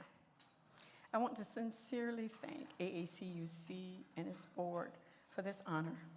I never thought that my love and concern for a credit union that I have served our community for 86 years would bring me here. My first experience with the credit union is we wanted to start a transportation business.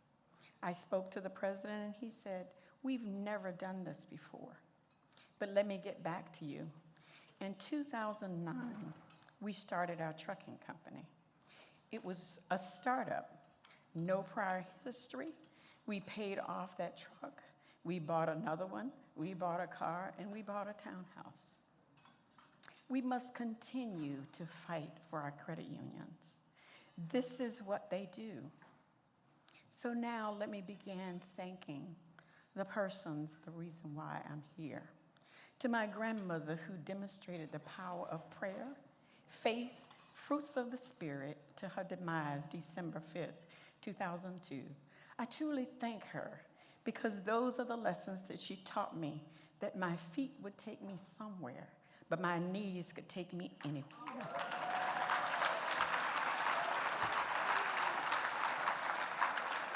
Trust me, this journey, the Lord who is able to do exceedingly and above anything we could ever ask or think. I want to thank my husband, Coleman Glover, who fully supported the late nights I stayed up, the traveling across the U.S., and spending his golfing and walking around money, saying that, fam, you need my help. To my children, Libria Jones, Eugene, and Stephen, always encouraging me. To my grandchildren, Captain English, Ziane, Isaac, Roman, who may have stayed up with me at night chatting while I worked, and my little Alina, who will go on to the 3rd grade, to Mr. Nelson Bennett, the director emeritus, who I call my career dad, who demonstrated the model of work ethics, understanding the power of the law, to my longtime supervisory committee chair and sometimes director, Ms. Thompson, our new members, Ms. McFarland, Henderson, Ms. Zakunu, to the FAMU Board of Trustees, whom they call Gloverized, all but one, Mr. Alexander, Mr. Bailey, Mr. Simmons, Attorney Spencer, Mr. Henson, Dr. Ford. I am eternally grateful and truly thank you for giving this chance of a journey. The road was not easy, but you entrusted me to serve our credit union in a way that was very different, transformative, and impactful. To Mr. Royer, who agreed to stay after I asked him on 2 occasions, we're being fully engaged. To Ms. Curry, who was willing to take a chance at a new career path at the credit union industry, I appreciate her for saying yes. To Ms. Sadie White, Maurice Smith, Ms. Mann, our immediate past Chairman Hood, Chairman Hopper, and to Ms. Glover, whom I stalked. Yes, I did do that. Finally, she said yes to the dress. Thank God for such a dynamic, thought-provoking, successful-driven individual. After 1 week at the FAMU Credit Union, she said, "This is a legacy credit union. This is what we're going to do." I don't have time to tell you what she did, but this is what I can share. We have a relationship with state and local governments, and FAMU is above 14% net worth. After I finish, you need to give her an applause. Thank you to our examiner, Christina Sapp Thomas, whom I have great respect for. And lastly, to all of you who commit day in and day out looking for alternative approaches in serving our community, sharing for the least of these, a mission that we are ordained to do. It is you who make a little girl like me, raised in a small town by my grandmother, find herself here. I will be forever grateful to you and to him who is able. Thank you.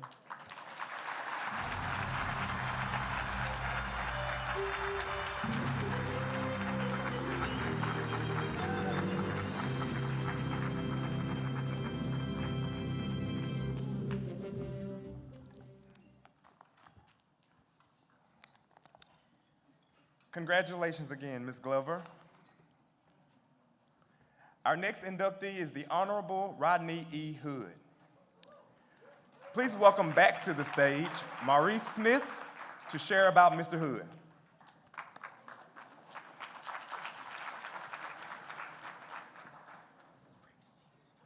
Well, I'm back. You can't keep me down. All right. So I have the pleasure of presenting the Honorable Rodney Hood, former board chair and a board member of the NCUA. He needs no introduction. If you work in credit unions, you know exactly who he is. His bio is available on the app as well, so you can take a gander at that later. But I'm also afforded an opportunity to just make a few personal reflections about Mr. Hood. So there is a natural apprehension that occurs between the regulated and the regulator. And so you know that moment of anxiousness when you get that call, the examiners are on the way. That can't possibly sound good. And so when you're growing up in credit unions, you think about regulators, examiners coming in the door, and their job is to look for things that might not be going well in your shop. And sometimes the conversations lead to raised voices, and sometimes. But when you're dealing with regulated and the regulator, we don't always see eye to eye. But what's really important is that with Mr. Hood, that what we do see eye to eye on and what we agree on is the importance and the needs of credit unions. That's never been ambiguous with him, to understand who we are and what we do, and he's fully invested in our business.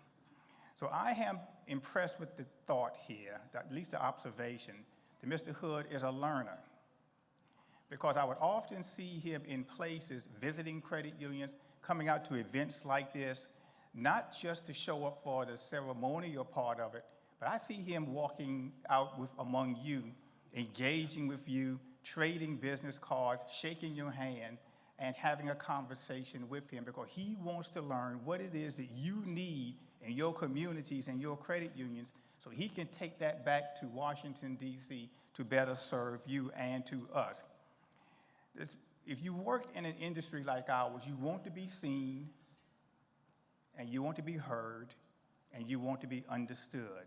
And this is central to the mission about DEI, that we are seen as who we are, and that someone is paying attention to our needs. So when I talk to Mr. Hood, and I see him, and I observe when you all are talking to him, he makes you feel like you're the only person in the room. He must have lots of things on his mind, but when he's talking to you, he's fully engaged in the conversation with you. That isn't just a presentation skill. That's a sincere desire and a loving wanting to be able to focus on what your needs are to see how he can help you. So as I think about what NCUA does for us and how Mr. Hood imports into NCUA the services that we need as credit unions, I am very grateful for your contributions to the NCUA, to the credit union movement, and for all that you do to help us serve our members. I present to you Rodney Hood, the inductee for the Hall of Fame.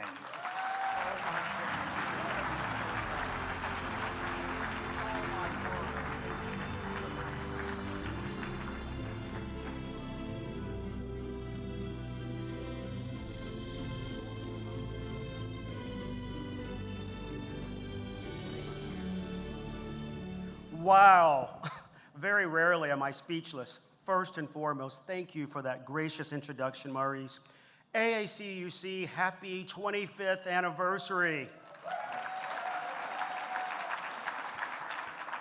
I am humbled, I'm honored by this award. Yes, when I received the phone call, I really thought it was a joke. But again, I'm thrilled to be here. You all, as I join you today, I want you to know that I am here standing before you because it's upon the shoulders of my late grandparents, my deceased parents, and countless others who all climbed and scaled mountains so that I could join you here this evening in Stone Mountain, Georgia. And I'm grateful for them for giving me the opportunities that I have to really make a difference. Many of you may know me, know that I believe that it's my calling to serve.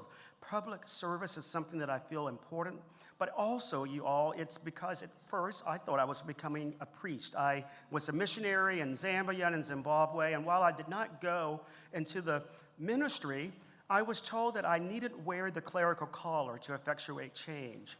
I get to still do things that serve the least amongst us, as the scriptures call us all to do each and every day.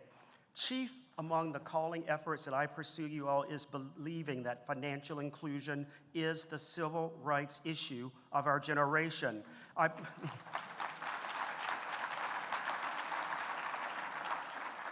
I so believe it is, you all, because there are 26 million individuals, what we call credit invisible, the 40% of American households who cannot obtain $400 in the event of a family emergency.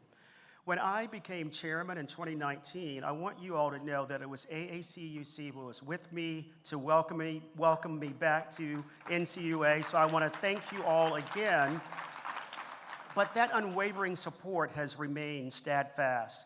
With that calling, I also want to talk about things that I could do, not just being chairman in name only, but you all, I take it again, a part of my calling, to do things that are going to help underserved communities. So that's why, following the tragedy of George Floyd's murder, that I created the Access Initiative. That stands for Advancing Communities Through Credit, Education, Stability, and Support. It's our NCUA initiative that's going to help our MDIs, our CDFIs, and LICUs have access to the tools and services that they need so they can help serve underserved communities. In addition to creating the Access Initiative, you all, I felt that it was also important to have a Diversity, Equity, and Inclusion Summit that we at NCUA host each and every year, and we're doing that now for the 4th consecutive year. Another thing that we've been blessed and fortunate to do, you all, and that is to create our first Office of Financial Technology and Inclusion and Access. That is, you all, using fintechs and tools such as that to bolster financial inclusion in communities that are underserved. So I don't say this to rattle off a list of what we've been doing, but to let you know I am doing these things because I feel called to do so. And in so doing, I'd also like to say that with being here in Atlanta, I just want to quickly say that when I lived here early in my career, I came across a civil rights leader by the name of John Wesley Dobbs. Mr. Dobbs, you all, was a part of Auburn Avenue. He was considered the mayor of Auburn Avenue, working alongside folks like Reverend Martin Luther King, which is the street where Reverend Martin Luther King was born. His museum is there to date. It was, you all, John Wesley Dobbs who really helped those civil rights leaders know that it's not just looking at what he said, bucks, ballots, and books are the key to African American freedom. What he was essentially saying is we need to look at political rights, educational attainment, and financial independence. That is why I'm glad to know that this often overlooked leader now is emerging as someone who really put financial inclusion and civil rights together. So with that, AACUC, I look forward to working together with you in partnership to advance African American freedom and overall financial inclusion. Thank you for this award.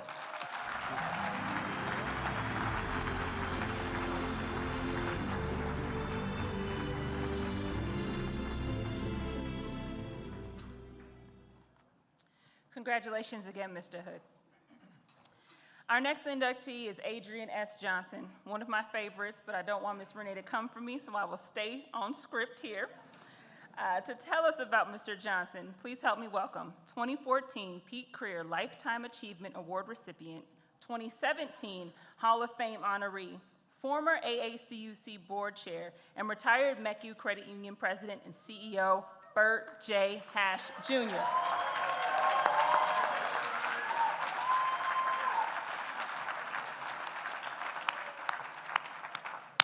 Good evening. Y'all sure look good out there.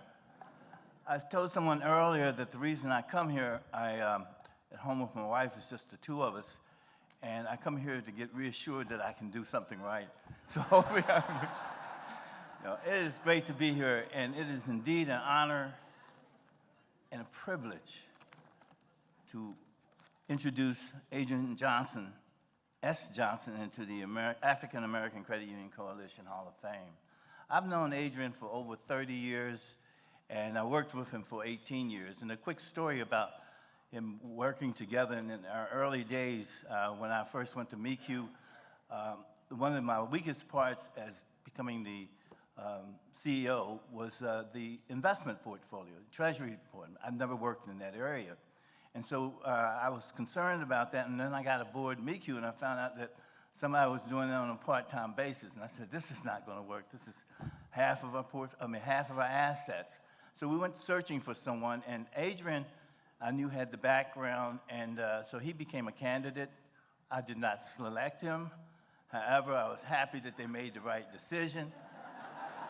The first time that we were presenting to the board and talking about asset liability management, and Adrian said something about we're going to become a member of the Federal Home Loan Bank Board, and he was telling them what we could do, and he said something about borrowings, and they shut the whole place down. We're in trouble? Oh, we good? They were so concerned because he mentioned the word borrowings. And that was his first introduction in talking about asset liability management. But he got so good at it that he was on vacation one time, and we had to make a decision. And one of the board members said, well, I vote that we wait for Adrian. No, he said, I'll wait for the man to come back in town before we make a decision. Of course, I didn't exactly like that. But we went ahead and made a decision.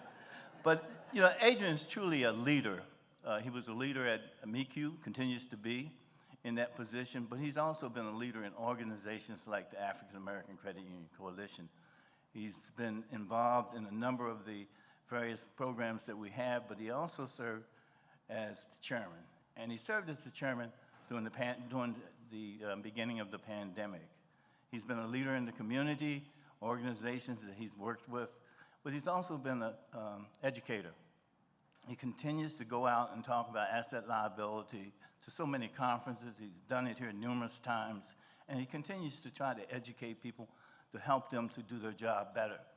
And he's also a mentor. I would see him often mentoring other employees at MECU, the younger employees, and trying to talk to them about potential careers and so forth. And he was the co-chair of the committee at one time where his daughter was one of our candidates for the internship program. And so he's always been someone that's trying to help someone and to assist them in helping them to move to their natural greatness. And so tonight I am so happy to present to you Adrian S. Johnson for the African American Credit Union Coalition Hall of Fame and induct him into it.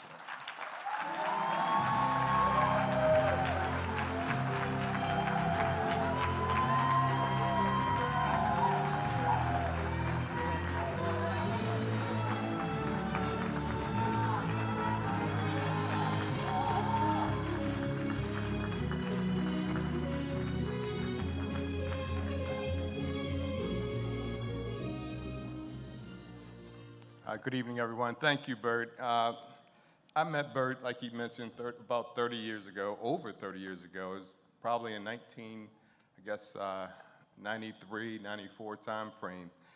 And I intentionally, he's a big shot in Baltimore, and I intentionally got on his calendar to have lunch every quarter. This man changed the trajectory of my life, single-handedly. When I came to MECU, I was right out of grad school, ready to change the world, and he said, slow down, slow down, we'll get it going. But this man single-handedly changed my life, and so I just want to thank you for that, Bert.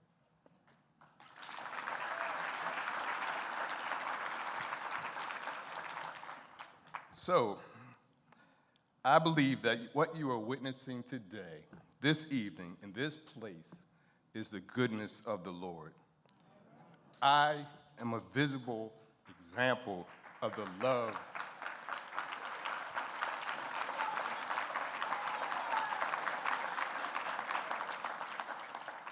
I am the visible example of the love of an invisible God. What a great moment to be recognized and honored by this great organization, the 25th year anniversary celebration. I am so happy for the other honorees as well. See, I remember back in 2007 when the conference was in Baltimore, and I had the privilege of introducing the first African-American chairman, Rodney Hood, in Baltimore at the conference. And you see, I still remember that Rodney, he bleeds that Tar Heel blue. I remember 2018, Don Brewer and I, we were the MCs, so Opal and Cedric, we have a lot of respect for you. But Marshall committed $50,000 to AACUC for the internship committee. And so we were on the stage asking for dollars. You can't do it. You need money to get things going, to keep things going. You gotta have dollars. And then my 10 years chair, I had the best vice chair ever. He was with me. We were a team. Larry Sewell, thank you so much. And so I'm so proud and honored to be among the AACUC Immortals, a place where my legacy will live forever, How cool is that? What a sense of belonging. I take pride in the recognition, and I have AACUC pride. I've been so fortunate to be around such great people within the credit union movement over the last 26 years. Many of you are sitting right here in this room tonight. It's all about people helping people on so many levels. And so certainly this organization has a place in my heart. A special thanks to my family, everybody who showed up tonight, but my parents, the late James and Annabelle Johnson, to my big brother who was like a dad to me, my angel, my protector, Dominic Johnson, and then of course, my sweetheart. Better or worse, rich or poor, sickness and health, we're a team.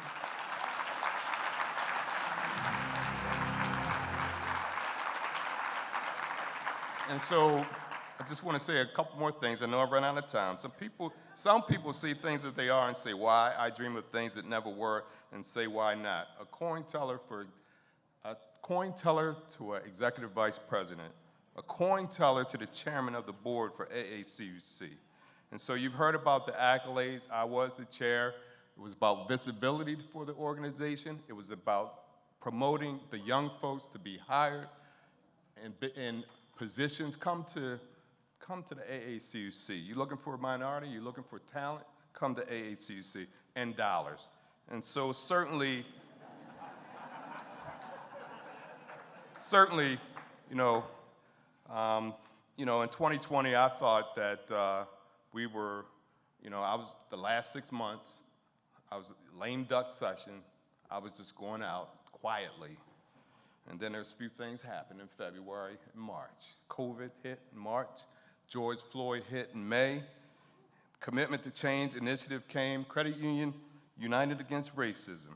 And under the leadership of Renee Sattywhite, we pivoted, we had virtual conversations, we had virtual conference, and guess what? We raised $1.1 million that year. So I just want to say thank you to Renee Sattywhite, thank you to the team. That's how God works. To you and through you, he makes a way out of no way. So in closing, I'll just say I'm so grateful for this recognition. I leave you with this motto: live simply, care deeply, speak kindly, and give of your time and treasure. And then I say, God bless you and your families. God bless the city of Atlanta and this place. God bless America. God bless the AACUC.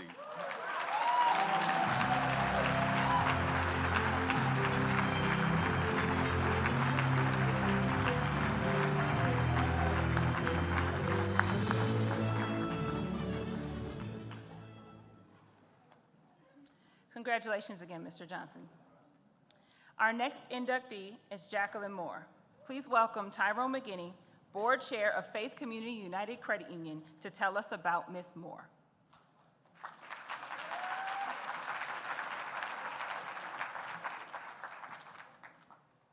Good evening, and thank you for the opportunity to present Jacqueline Moore. Jacqueline is just awesome as a president of the credit union.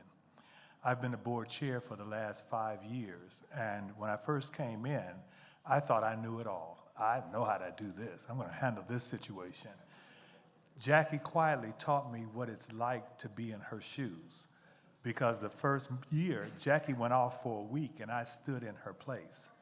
So as a board chair, you need to have your board chair sit in your place for a little while. You'll see all the crap that comes through the door, and then you have to figure out how you're going to deal with it once it comes in.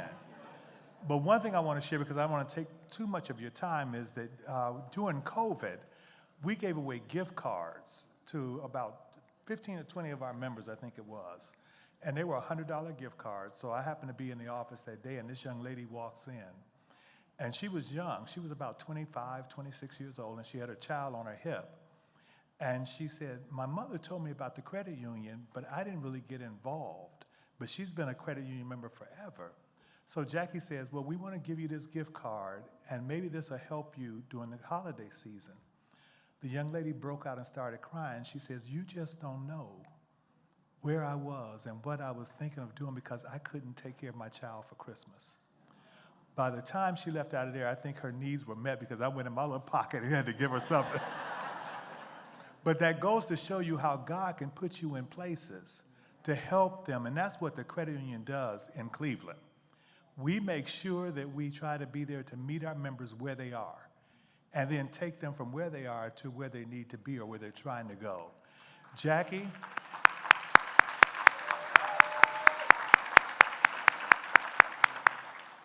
if I never get another chance to say it, I love you. I appreciate everything you do for your members and for your board. And alongside of the 5,000 members that we have,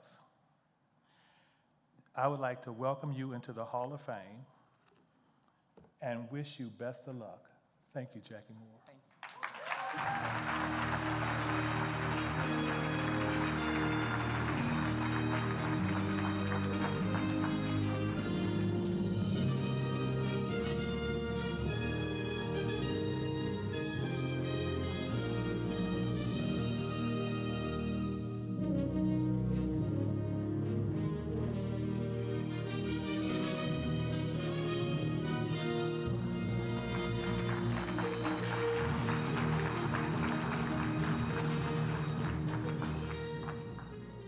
Thank you all so much. So many of us have said the same things. We all feel and believe the same things. But let me just start off with saying thank you.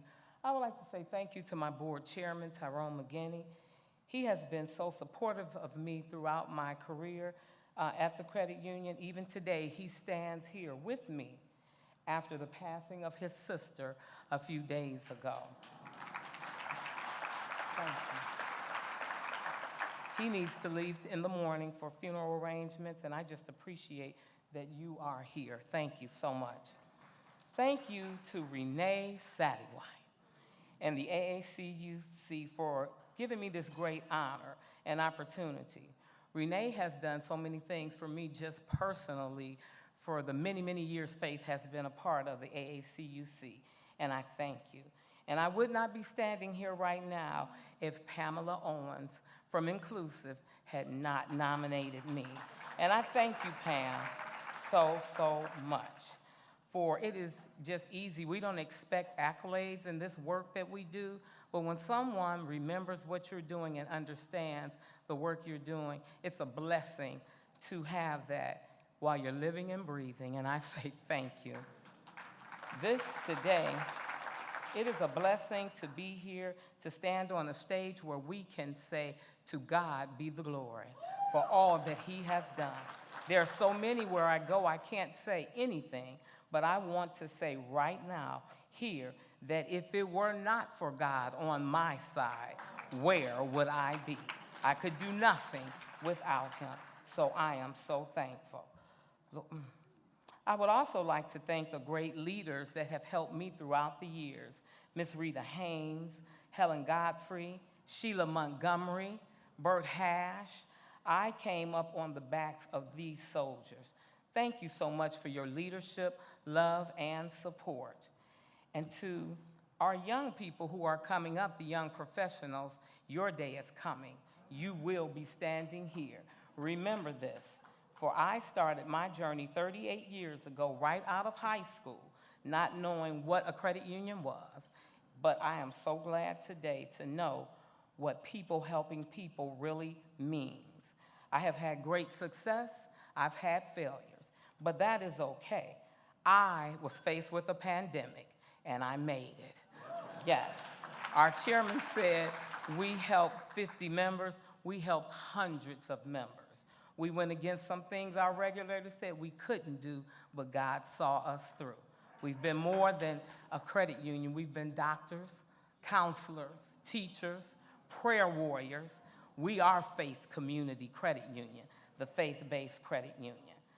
My family who's here with me, my cousin Kevin, who lives here, thank you. You've always been like a brother. And I too want to remember my parents, my father who's gone on, and my mother who's at home, 91 years old. She couldn't come, but she said, go and shine, standing on her backs. Thank you all so, so much. To God be the glory for all that he has done. Thank you.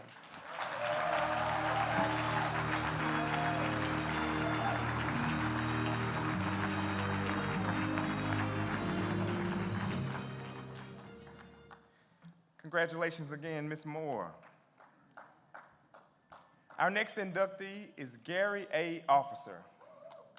Please welcome 2018 Pleat Career Lifetime Achievement Award recipient, 2015 Hall of Fame honoree, AACUC co-founder, and FAMU Federal Credit Union CEO, Sheila Montgomery, to share about Mr. Officer.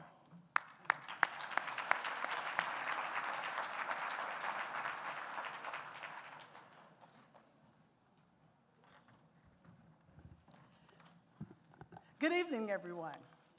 And congratulations to all of the Hall of Famers, because you have inspired us. We're sitting back there trying not to cry. So thank you so much for that. How do I describe Gary? Well, I don't know. okay. He's kind, compassionate. He's a strategist and also a visionary. I met Gary, thank you very much. We're going to hear it. We're gonna hear it. So let me rephrase that. He's kind. But he is a strategist and a visionary. Someone I really look up to. You know what was funny, when I first met Gary, I said, what is he saying? I'm from the South, so we had no idea how Brits talked. But Gary was instrumental in helping us to start our Peak Career Fund for AACUC. And I want to thank a couple of people, because Bill Porter, Michael Hale, Bert Hash, Bob Harvey, and the late Hubert Hoosman, they said, let's do it. And there were so many others that contributed to the Peak Career Fund. Matter of fact, that fund was one of the largest ones with the Community Investment Fund that Mr. Gary Officer brought to the National Credit Union Foundation. So let's give him a hand for that.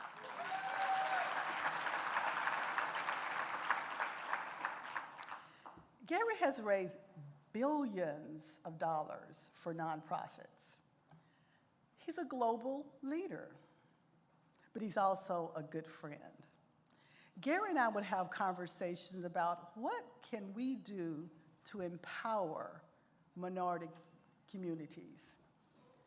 And he would have his way of doing it. Of course, I had my way of doing it. Unfortunately, he was always the one that we went to. Because he understood that it's more than just one community. This is a global world that we live in. But I do want to thank him for what he did for my little credit union. At the time, we were about 12 million in assets. Okay, don't nobody get upset. There are small credit unions in the world. But we had a big vision. We wanted to help first-time home buyers to get affordable homes. So during one of our many conversations talking about trying to find the resources to expand our reach, Gary said to me, well, you could get a grant. Now, I'm with a $12 million credit union. I didn't know what a grant was. So I said, okay, what does that mean? And he said, you can get money to expand your program. And I said, well, I don't know how to write a grant. How does that work? He said, I'm sure you can do this. Just understand what you're trying to do and put it on paper. Well, through his encouragement and his snudging, I thought he was going to write it for me, but that didn't happen. I did put it on paper, and I got the grant because of Mr. Officer. And I wanted to tell that story because he's a global leader. For him to stop and think about, what can I do to help a small credit union? To me, that's priceless. You cannot understand how it is that small credit unions often wonder, how are we going to compete? But we were able to run a very successful program. We were the first credit union in Atlanta to be a CDFI, thanks to Kathy and the Federation at the time. And to have that resource that we didn't know about was just phenomenal. So I thank you very much, Mr. Gofficer. So I'll end with this. Gary has always been a good friend and confidant. When I didn't know what to do and how to do it, I could call him up, and he would always give me great advice. We all need someone like Gary in our lives. So Gary, it is my privilege to present you with this recognition and congratulate you on your induction into the African American Credit Union Hall of Fame.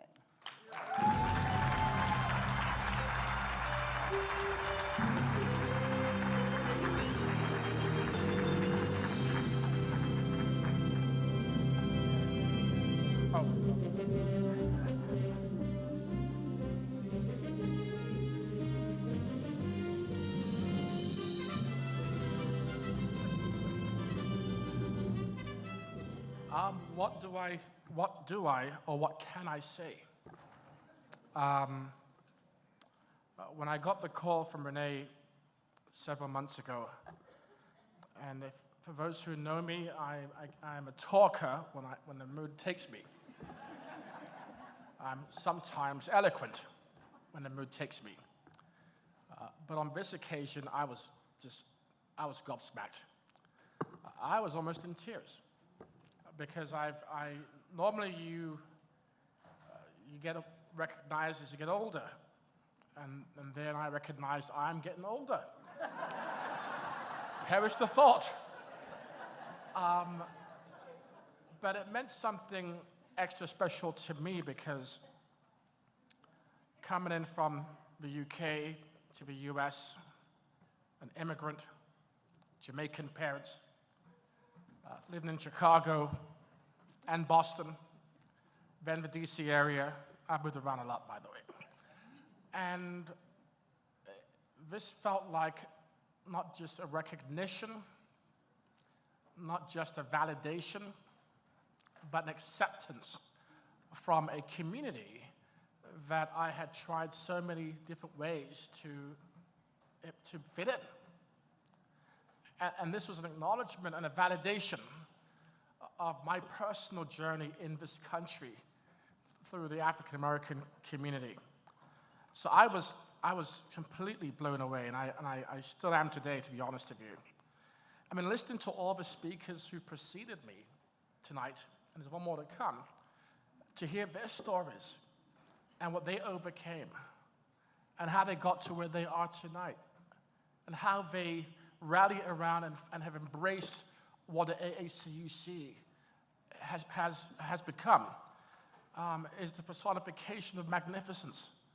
It's a critical organization, and they see their success, and they see the examples that they can now provide as an inspiration for others who may come behind. So I want to recognize all of tonight's honorees for their contribution and their recognition.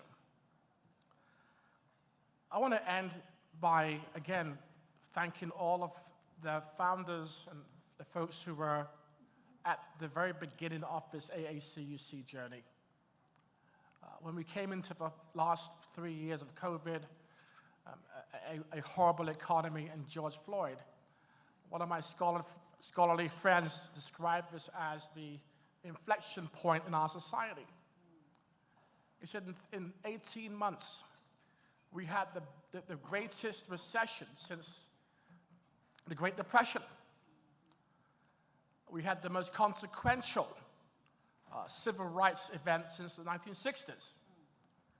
And we had a pandemic that rivaled the Spanish flu 100 years ago.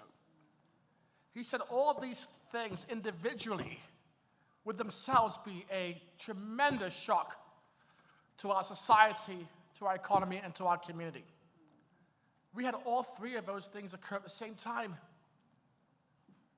And that was a time for all of us to reflect as we were at home with our families and to be introspective in how we expected to live as a community once we got through the pandemic.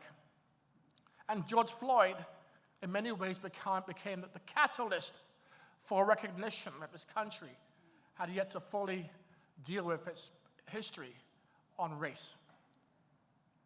Out of that came an acknowledgement that employers, faith leaders, political leaders can do more to create a different kind of environment. In the UK, we focus on a term called society. When a problem happens that's so destructive, society then thinks about and assumes a certain level of responsibility in how we can make things better. And the DEI movement, to me, is a product of what society's obligation is to create a just, fair, and inclusive society. And the AACUC is pivotal to that outcome. So once again, I've raised a lot of money because I'm not afraid to ask. I appeal to all those CEOs, all of those who have relationships across the movement, who believe in DEI, who believe that we have to build a resilient and permanent pathway, discussion point, an action plan that embraces a truly inclusive credit union movement, that we have to have an institution that recognizes the very community that's been historically afflicted by racism and exclusion, to be the voice where we can continue to seek progress. I believe the institution is the AACUC, and I appeal to all of our friends and allies to support Renee and her colleagues on that journey. I'm out of time. Thank you very much.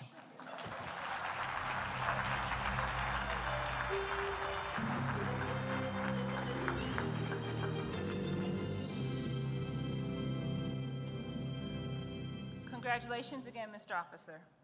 Our last inductee is Larry D. Sewell. Please welcome Jennifer Moran, Vice President of Branch Operations at Together Credit Union, to share a little bit about Mr. Sewell.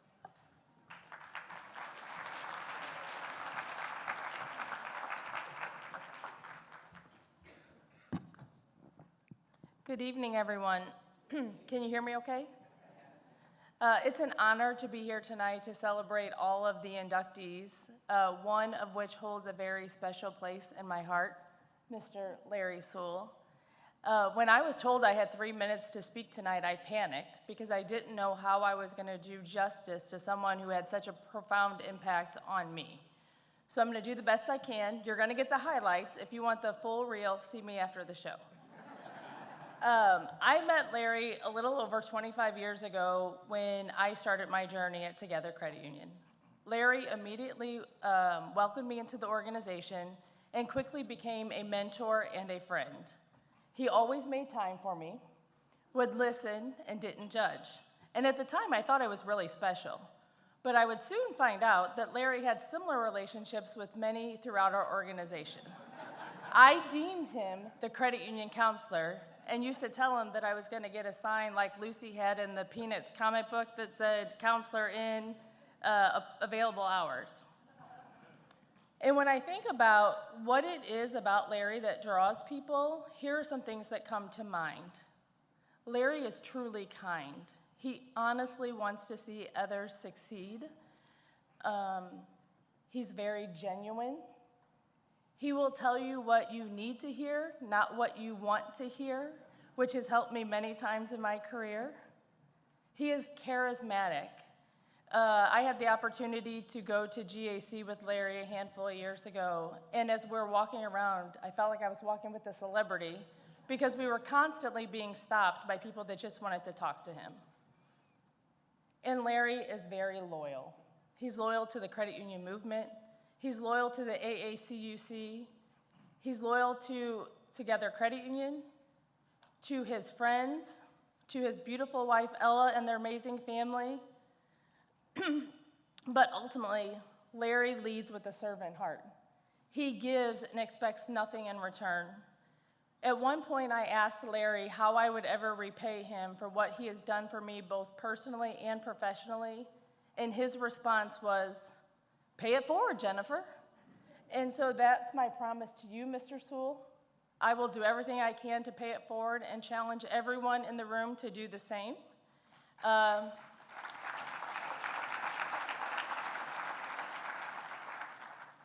I am humbled and honored to be here tonight To celebrate you, it is my privilege to present you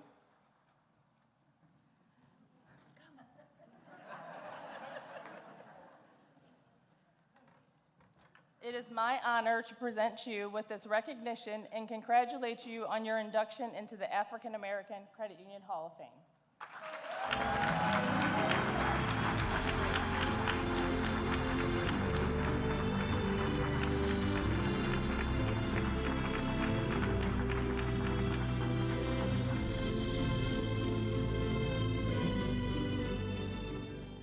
I guess everybody's been waiting on me tonight, right?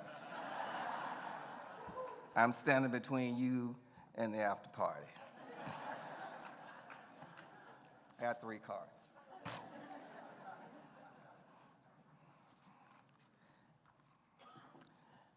I can't see all of you, but I can only imagine if I could, you would be a beautiful, wonderful salad bowl.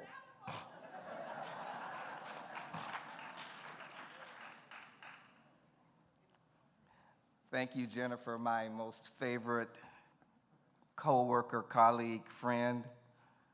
I'm glad to see my Together Credit Union family here. I see you, Mr. Bob McKay, our CEO, Tom Krause, our COO, and our other staff members out. Thank you for being here to help celebrate this wonderful occasion. I so much appreciate it. I am thrilled to have my family here.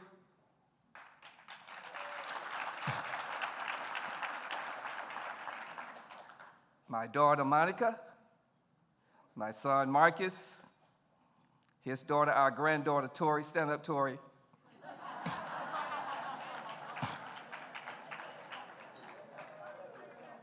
All right.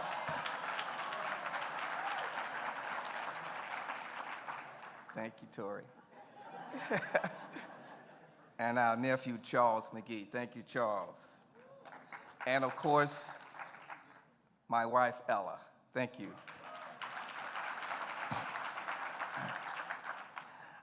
When I finished my Air Force career in 1995 as a commissioned officer, on May 1st of that same year, I went to Anheuser-Busch Employees Credit Union for my first day of work. 28 years later, I could not have scripted a better way to end my career as a working credit union professional. I thank you for that. Today we are known as Together Credit Union in St. Louis, Missouri. So I thank you for that.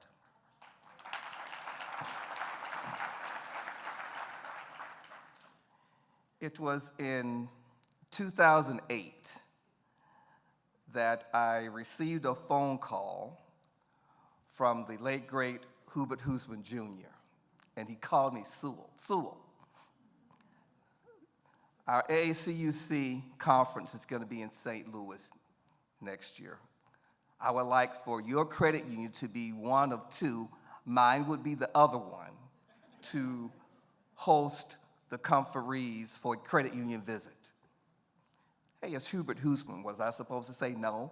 I said, sure, Hubert. Hubert, anything you want, we'll do it.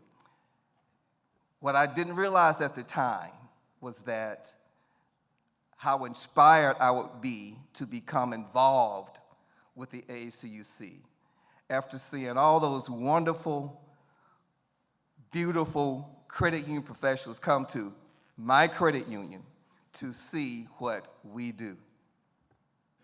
And that was a special moment for me, and I am so grateful that Hubert thought of me. Out of all the credit unions in St. Louis, he could have called anyone, but he called me, and I'm so grateful that he did.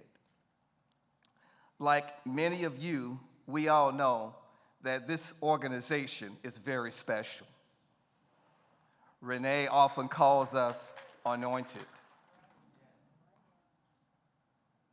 So once they visited my credit union, I felt a strong pull to get involved, and involved I became.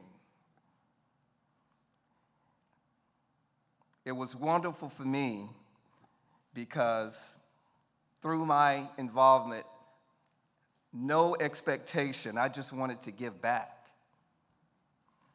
And years later, asking that I serve on the board of directors for this wonderful organization, the African American Credit Union Coalition. Didn't see that coming. That was an unexpected dividend of just volunteering. I'll get back to the word dividend in a moment here. And then serving as the chair of our board was the pinnacle of my career. I'm so grateful to our board of directors, to the leaders for entrusting me to handle that most important responsibility. One I never took lightly. So I thank you for that. And I'll close with this personal story. I was so glad to hear many of the honorees this evening reflect upon their mentors, whether it was parents, grandparents. It was so great to hear people talk about that. So when I received the word that I would be inducted, many ideas and thoughts just started to go through my head. And I knew at some point I would have to get on the stage, and here I am at this moment. And I thought to myself, Sewell, how in the world did you get here? How did you get here? And I have to think about that question for a moment. And then for some reason, this commercial that I saw several years ago reminded me of why I am standing here this evening. And many of you may have seen the commercial. I'll quickly describe it. They show African American students doing classwork, laboratory work, athletic prowess on the football field, basketball courts. And then they switched it and they showed African American students with caps and gowns receiving their diplomas. And then immediately the camera came to this young lady and she said, I am your dividend.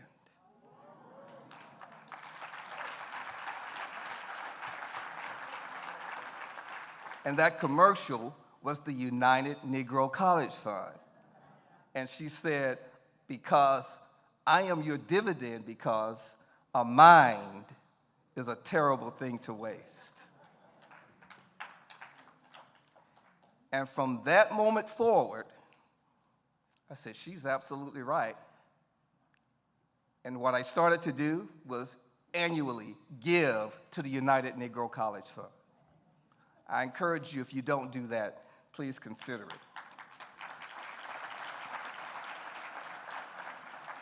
But I also thought, I am someone's dividend.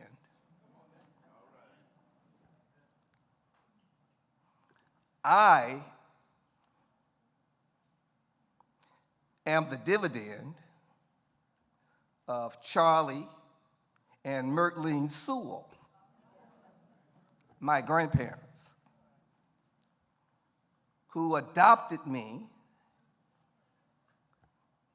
as a young child,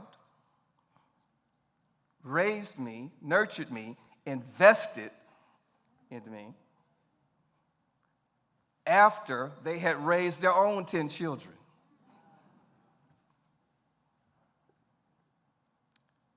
And I felt like my brother and I, that we were their only kids. Their selfless care and love for me, that's the reason I'm standing here tonight.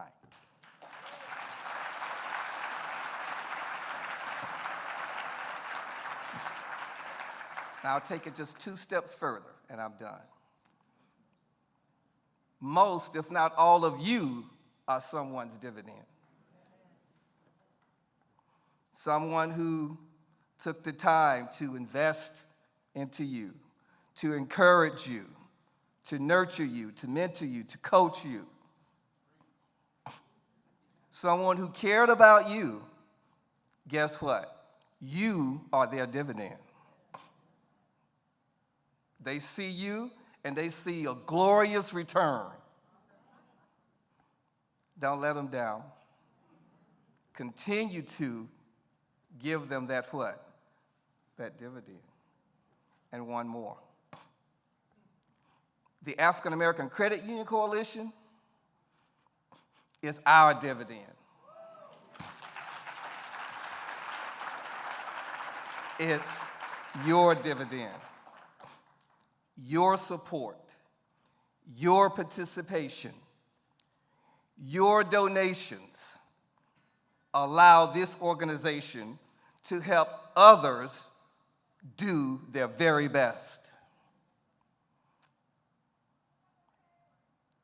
So I ask you to continue to make AACUC your dividend by continuing your support of this fantastic organization. AACUC will continue to be our dividend, just like I will always be the dividend of my grandparents. Thank you for this award. I appreciate you. God bless you.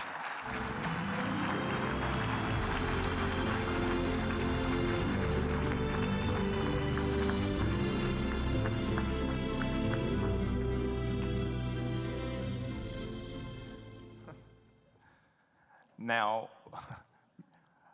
Uncle Larry Sewell, let me just let you know that I consider myself to, I thought I was pretty fashionable, but to see you tonight, I feel like I failed miserably.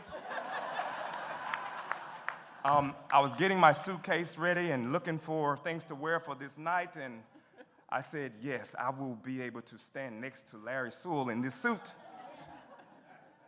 I give up. I give up. I appreciate you. Oh, goodness. We would like to give all of our personal congratulations to all the honorees tonight.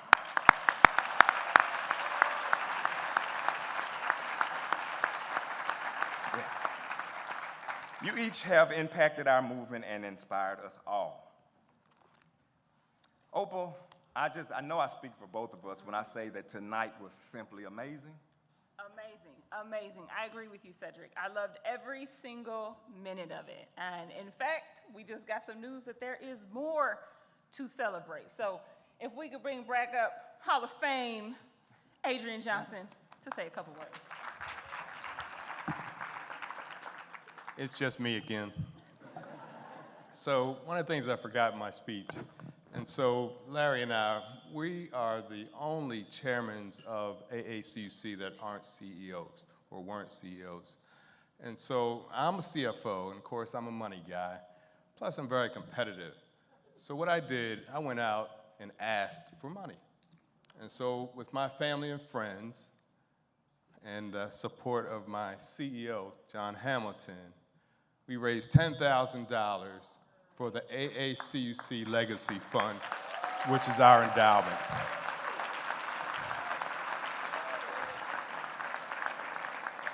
And so I just want to challenge you.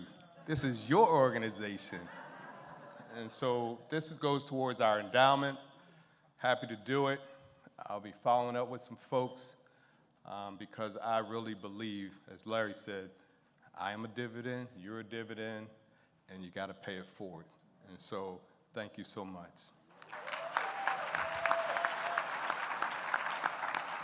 Thank you, Adrian, for that challenge. Ladies and gentlemen, that does it for us.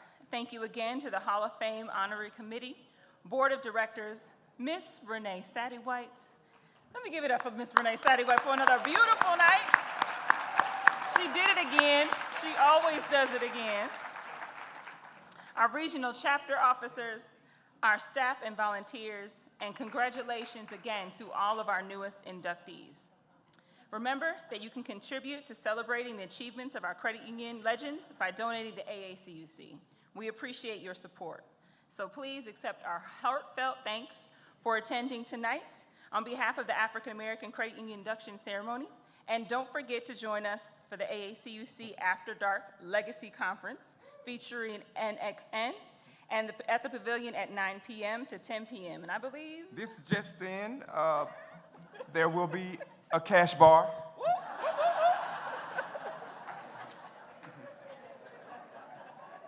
that really does it for us. Thank you all so much for being a beautiful, gracious audience.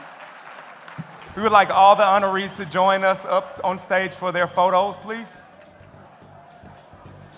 And a group shot.